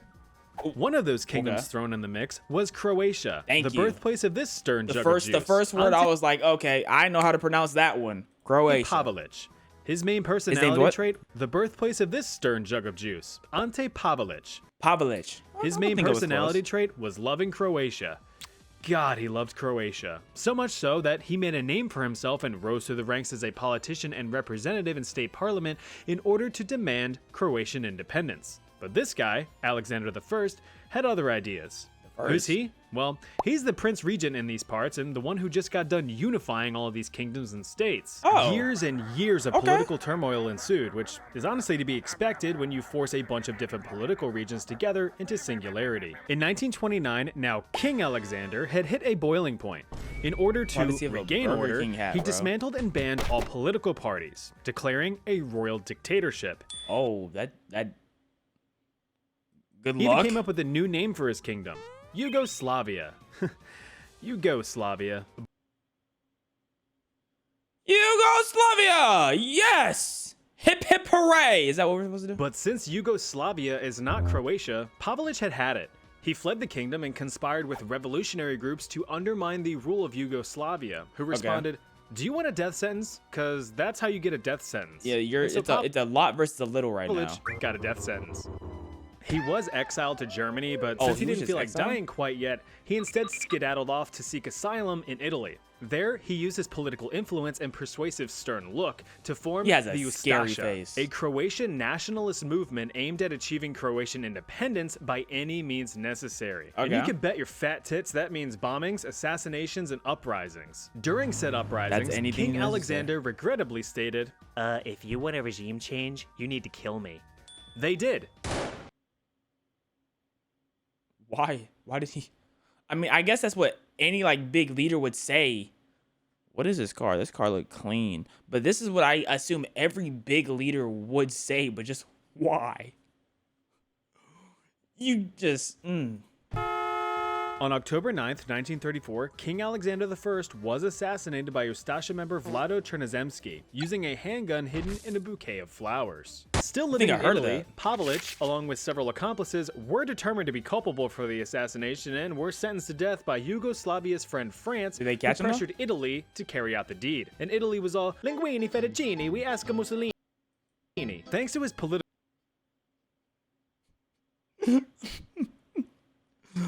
Hey, all the Italians in chat, is that accurate? Privileges, Pavelic was only put under house arrest for 18 months. What? That'll teach him. Right, France? Wait. He went from supposing to be executed just house arrest? Oh, here we go. Looks like Germany's back at it again, and the world collectively Versailles in disappointment. After the invasion of France in 1940, Nazi Germany invaded Yugoslavia in 1941. This ultimately resulted in Pavelic being installed as dictator to a newly independent Croatia. And so he got what he wanted. Himself even met with Pavelic and gave some pointers in the art of ethnic cleansing. The only art he ever saw any success in. The art of ethnic cleansing. Regardless, he even when he smiles, he's scaring me, bro. Yo. He literally looks like the glasses that have the big nose, like the comedic glasses with the big nose. He looks like the embodiment of that. Is he what's inspired from? Some pointers in the art of ethnic cleansing, the only art he ever saw any success in. But Pavlich would soon put this advice into action. During World War II, Pavlich had created his own network of concentration camps run by his beloved Ustasha, one of which being the Sisak concentration camp, the only known camp specifically designed for children. These camps carried out the collection and mass murder of nearly 400,000 Serbs, Jews, and Romani, with an additional 300,000 either exiled or forcibly converted to Eastern Orthodox Christianity, all for the sake of Croatian ethnic homogeneity. Towns were completely ransacked, villages were outright destroyed, and hundreds of thousands of innocent lives were lost. These actions gave the Ustasha notoriety that struck fear into the hearts of anyone who dared cross their path. Nazi Army General Edmund Gleiser-Hochstimau. How did he lose? How did he lose? Did he just win and then just died of old age? Like, he got away with all this? Hands the atrocity of Pavlich and the Ustasha, saying, quote, "Our troops have to be mute witnesses of such events. It does not reflect well on their otherwise high reputation. The Ustasha have gone raging mad." That's pretty telling when even a Nazi general thinks you're being a bad dude. After the Axis powers fell, Pavlich got the hell out of Dodge, eventually fleeing to Argentina in 1948. Oh, wow. But then some other surviving Ustasha members arrived. After a quick reunion of high fives and smooches, the gang wasted no time in forming the Croatian Liberation Movement. Persistent little buggers, weren't they?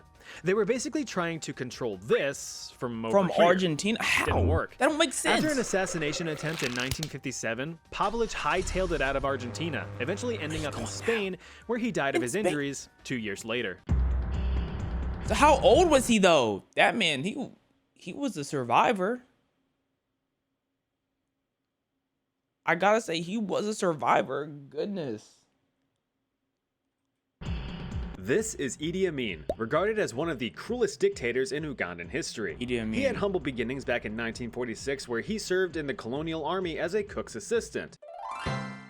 In addition to cooking up a good steak, Amin was raring to have a job well done in his military career, so he speed ran through promotions within the Ugandan army, making it all the way up to captain in 1962. I'm the captain now. All of this impressive progress received recognition from Ugandan Prime Minister Milton Obote, and a friendship formed. Hey, hi. One that would be fruitful in many shady activities, including ivory and gold smuggling. After being threatened with investigation by the Ugandan parliament, Obote overthrew King President Person Mutesa II and— What's up with all like the Sonic reference? Like, what is on his chain right here? A Sonic Pikachu? Seized the position for himself in 1966. The ex-king was exiled to the UK, where he lamented over the loss of his country, ultimately drinking himself to death just 3 years later. Poor little guy. After the coup, Obote promoted a now more rotund Amin to commander of the Ugandan army. But all good times must come to an end. Obote himself was a terrible ruler. His regime was plagued with corruption and terror, resulting in nationwide starvation and cruelties towards the Ugandan people. Not surprisingly, Obote had experienced a failed assassination attempt where he was shot through the teeth. Maybe I'm not even following. I might not even be perfectly following. So this guy is the one who was able to climb the ranks, and he overthrown the previous leader. So he's the bad leader now. Got you. Ethan out his cheek. The assassin missed, and Obote is pissed. So in response, he had any and all political parties banned, with their members jailed for life. Meanwhile, Amin was in the corner doing his own thing, building up his beloved military for less than necessary fighting in neighboring wars. Obote didn't like that. And Amin didn't like that Obote didn't like that, so they began not liking each other. As a personal bitch slap, Obote had stripped Amin of his freshly granted commanding privileges and threatened him with jail time for misappropriating military funds. But this— Bro, I'm trying to learn. Bro. I'm just trying to lock in and learn, bro. I need my daily learning. I did not need that. I did not need that form of harassment. Oh, okay, bro. That's what I get for trying to learn.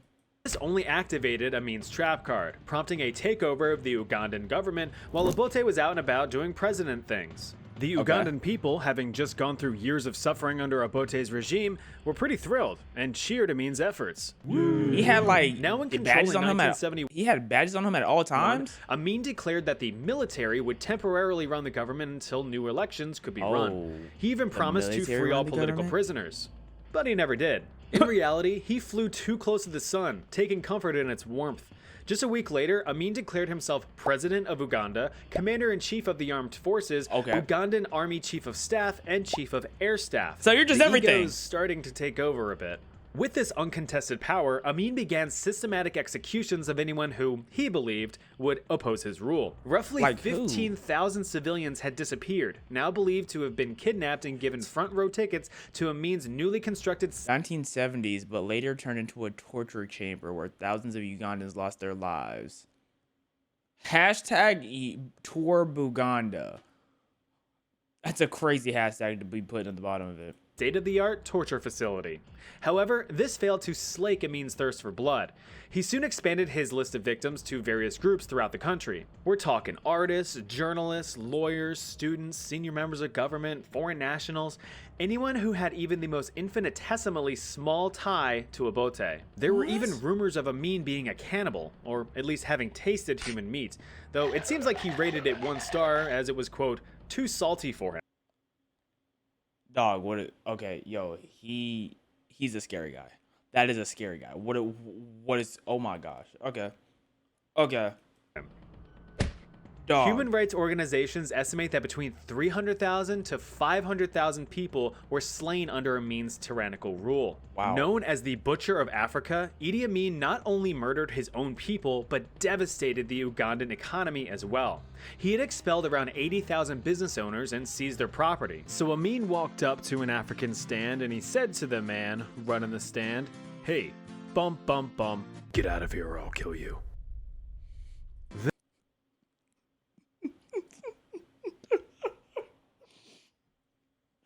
Yo. That should be funny. Also, hey chat, do y'all recognize this character model? I feel like there's a YouTuber who has this character model. I know there's a YouTuber who has this character model, but I cannot remember their name. But they do like historic videos too. Oh, I don't remember their name, bro.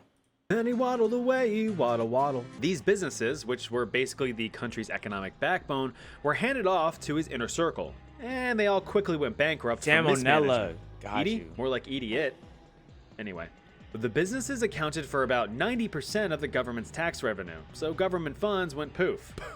Yeah, just like that. Amin became blinded with power, so much so that he was unable to see the inevitable brick wall that the country was heading towards. His closest cabinet members, realizing that murdering everyone and crippling an economy aren't really the best long-term policies, started to defect, abandoning Uganda to seek safety elsewhere. Amin even began losing control over his own military. Coups and mutinies were commonplace as officers fought for power. But he had a plan. I have a plan. We're gonna take Tanzania. Alley-oop. He's just not as funny as oversimplified. Okay.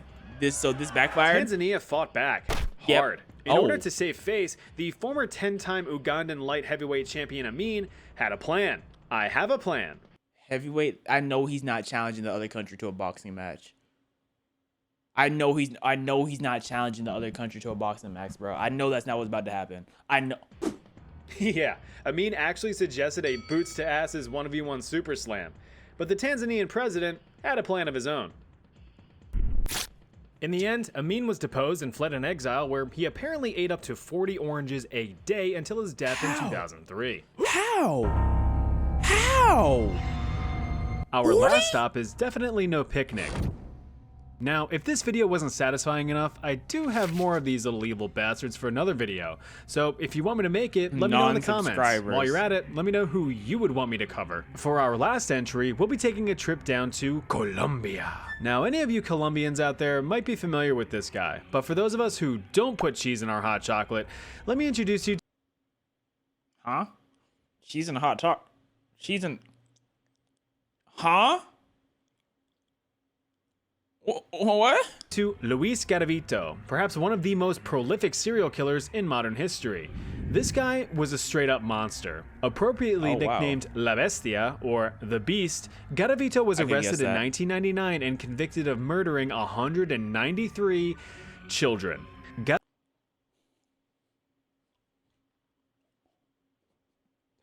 Excuse me, what? What? What did the kids do? Why the kids?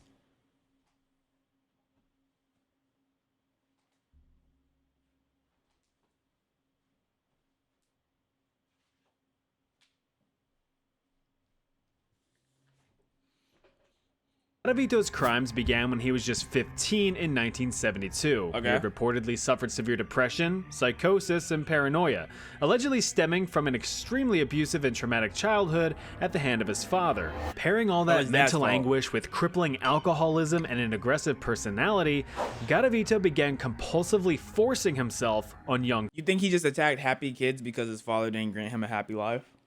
As a happy childhood? That'd be tragic. Children.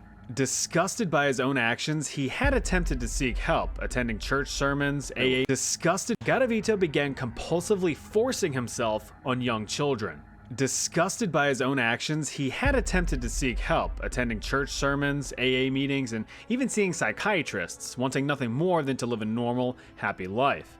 But he was never able to claw himself out of the dark hole that he was in. Look, there's no denying that childhood trauma is tragic. Putting Kabuto beside his head is so crazy. Why is Kabuto there? Out of the dark hole that he was in. Look, there's no denying that childhood trauma is tragic, but when you commit unspeakable acts of violence against innocent children, or really anyone for that matter, sympathy kind of goes out the window. Yeah. Being a victim's one thing, creating victims is another. Moving into the 80s, Garavito's habits had only escalated. He emphasized that his urges to act out were constant and, according to him, uncontrollable. He would impulsively assault homeless children, and to make matters worse, began carrying razor blades and lighters to satiate his growing lust for violence. After each outburst and eventually regaining his composure, Garavito claimed that he would be overwhelmed with guilt. He would write down the names of his victims in a notebook and pray for their safety.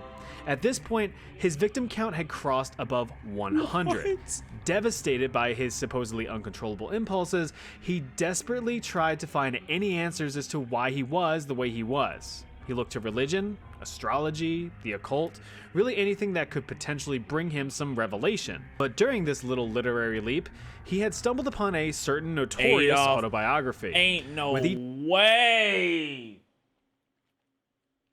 Man's trying to find someone who he could relate to, someone who could like help him get out of that, and he found Adolf. Oh my gosh. Will I continue the Prison Break game? No.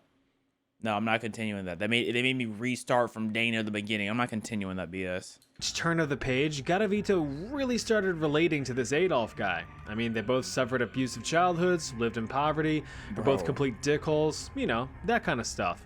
Luis even went a bit further and began idolizing one Campo Delgado, a Colombian serial killer who had publicly murdered 28 people, including his own mother, in the 1980s. More specifically, he admired the national attention that Delgado received and wanted to experience that firsthand. Now, the 1990s is where Garavito really went off the rails. He was now apathetic in his crimes. He felt nothing.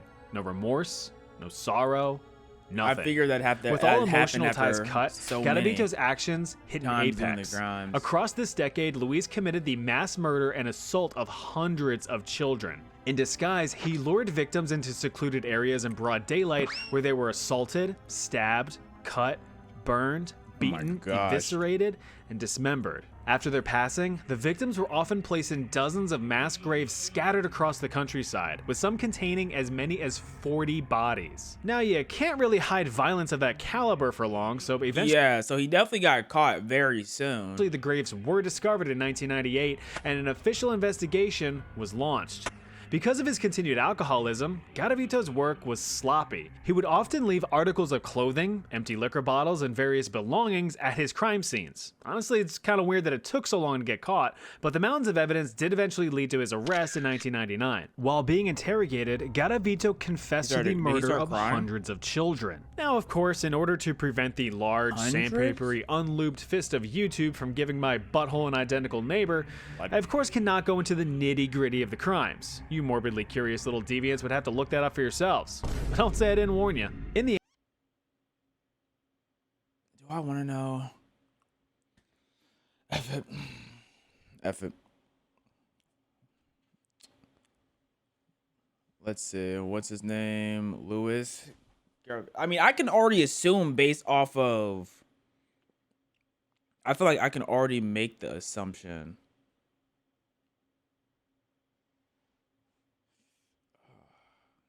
Garavito. Wait, he died 2023. Crimes.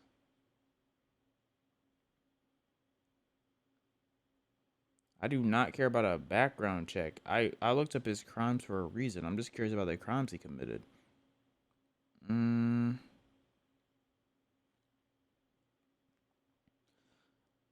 Okay, this says right here, this is the first scientific report on the crimes of the homosexual pedo sadist, Luis Alfredo Garavito.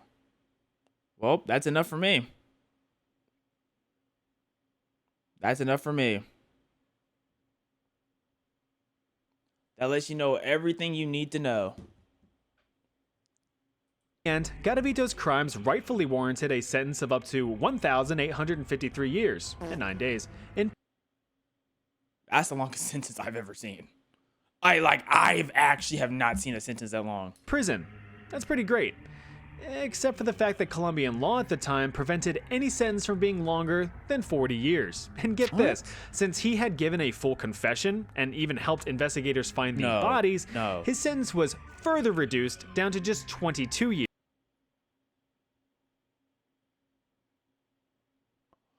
Excuse me? He gave detail. Hold up, these drawings are like kind of detailed too.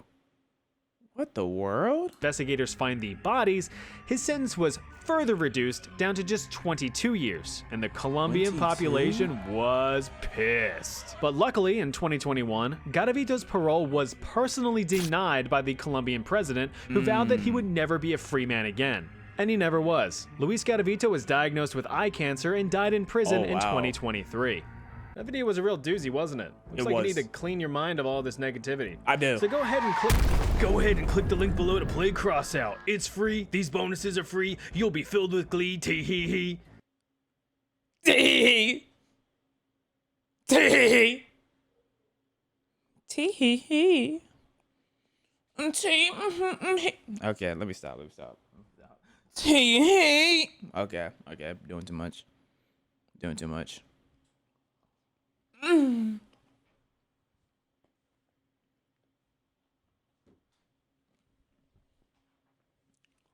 Hey, bump.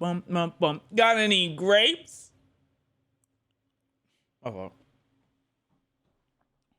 Thank you, Chat History, for the fantastic, demented, scary, horrifying video.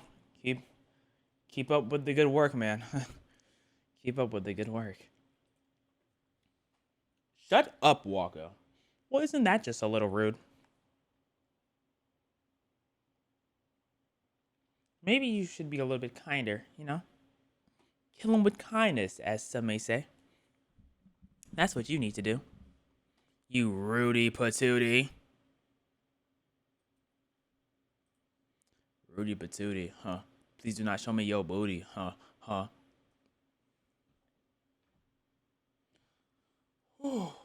Please be quiet, Walker. I love you.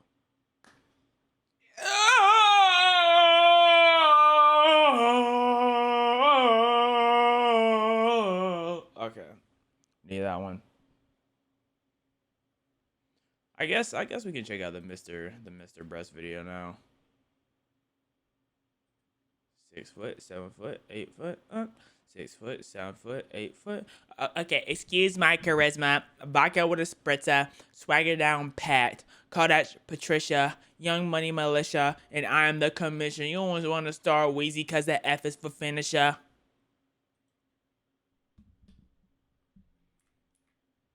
So misunderstood, but what's a world without enigma?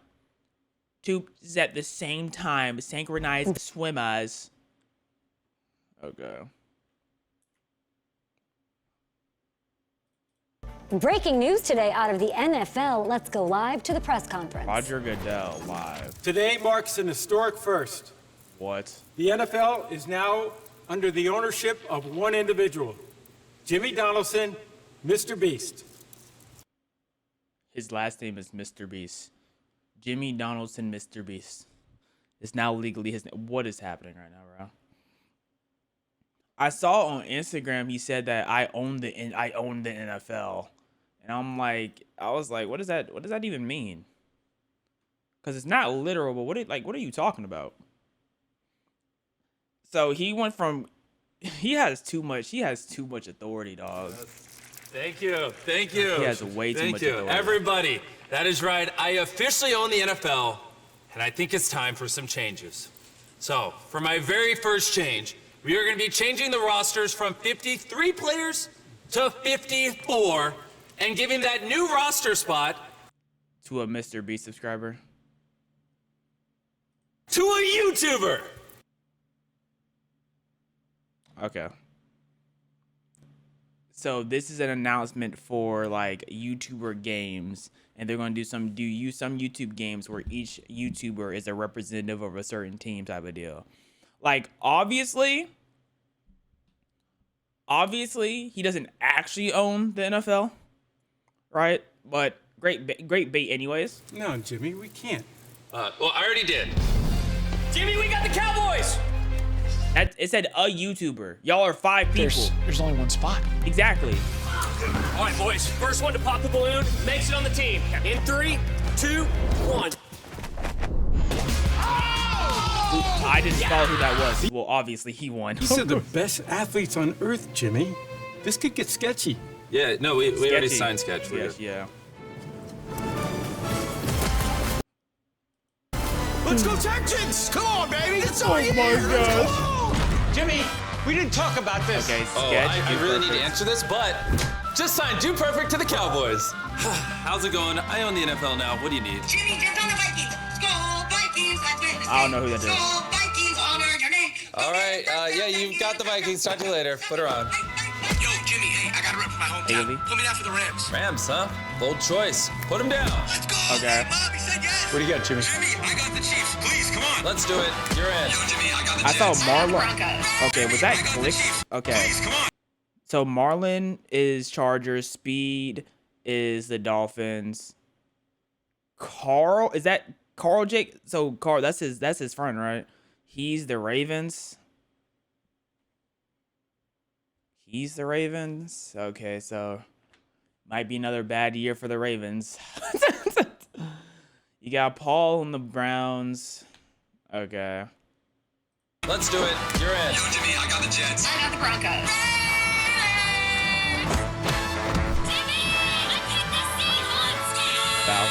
Let's go. In a shocking new development, YouTubers are now reporting to training camps. We know this isn't just a game. Come on now. You know that guy should have caught that ball. So what are they going to be doing specifically? Sure, it will be hard. But I know these YouTubers have what it takes. We have speed. Yeah, Speed about to get dusted, bro. What is happening here? Let's go. Why did he make the first move like he was the wide receiver? Wait, why did he make the first? Okay, I'm very confused, dog. Why did he make the first move like he's the receiver? Let's go. We're not going on you. You're the DB. Yo, what? That dude, stop spamming, bro. I saw you. We have power. That is football.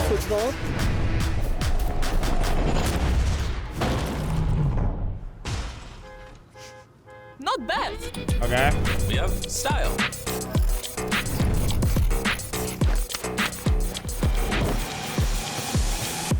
Kind of. He looked like he would get the brakes just knocked out of him on the field the second he steps on, bro. You look good. Look good, feel good, play good. Let's go. Let's go, baby. Let's go, man. Jimmy, you know, first I wasn't sold, but this idea is something I might be able to subscribe to. Subscribe. What is going on, bro? What is going on? I don't understand. What's happening to the game I love? What's happening to the game I love, man? Exactly.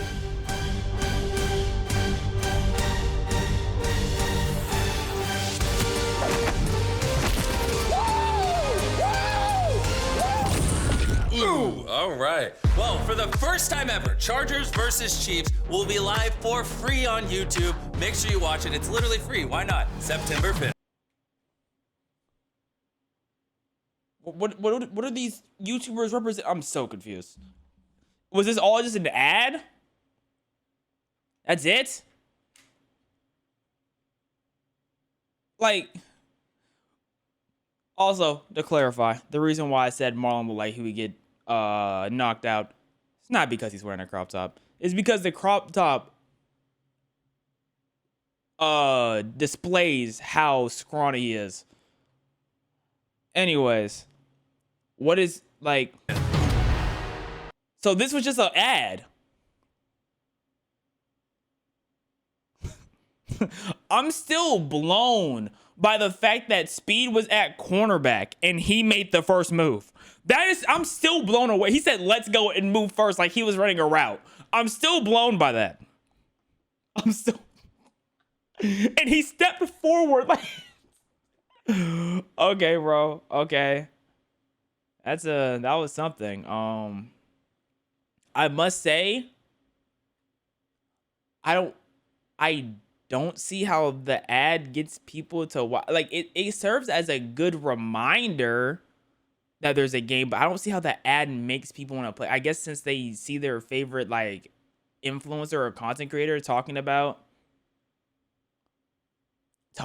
this sport, they're like, yes, but I just feel like if you don't like the sport already, I don't see that being a reason why you should watch it. You know, so I'm lost. I mean, do people go, Speed likes football, so I should like football too? Maybe. Maybe that's what's happening. And maybe I don't understand the influence and how much a singular word from these people mean to other people. That could just be the case also. But regardless, MSA makes you cringe hard. That's why they're so peak. Bro said, man, peak makes me cringe. Like, that's what makes the peak though. Ain't nobody making you cringe like at MSA. MSA top 10 all time. I don't know what. Top 10 something. Favorite sport to watch? It's either track or tracker football. Wait. Basketball. I like basketball too. I like a lot of sports. I think I can get, as long as I can follow what's happening, I think I can like the sports. And I say that because hockey, I feel like I'm gonna lose the puck.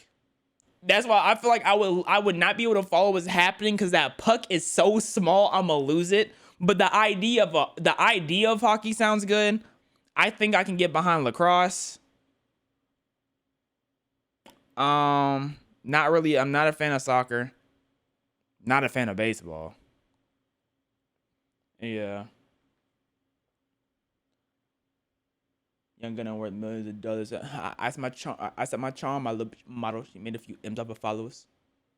Made a few M's off her followers. Like, how do you say a few M's? Like, making a few M's ain't nothing though. Like, oh, she just made a few M's off her followers. Like, bro, like, give me a few M's then, huh? You know what I'm saying? Give me a few. You know? All right.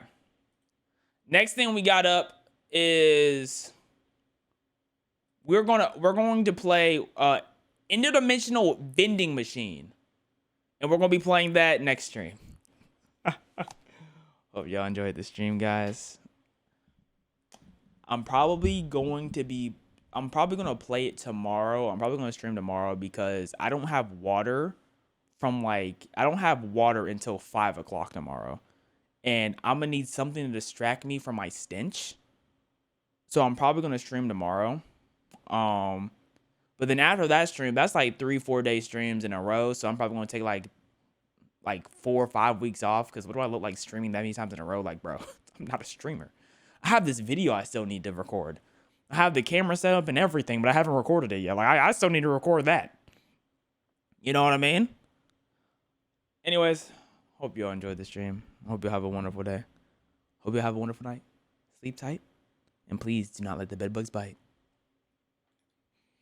But they might. That's all, folks. I just look at calm guy. Such a calm gal, bro. Like, ain't no one as calm as me, bro. You think of calmness and all you think is waka waka mona vito. You know what I'm saying? That's the first thing everyone thinks of when they think of calm is a waka waka mona vito. Oh my goodness, I'm super duper calm. Super duper, super duper, super duper, super. Ah.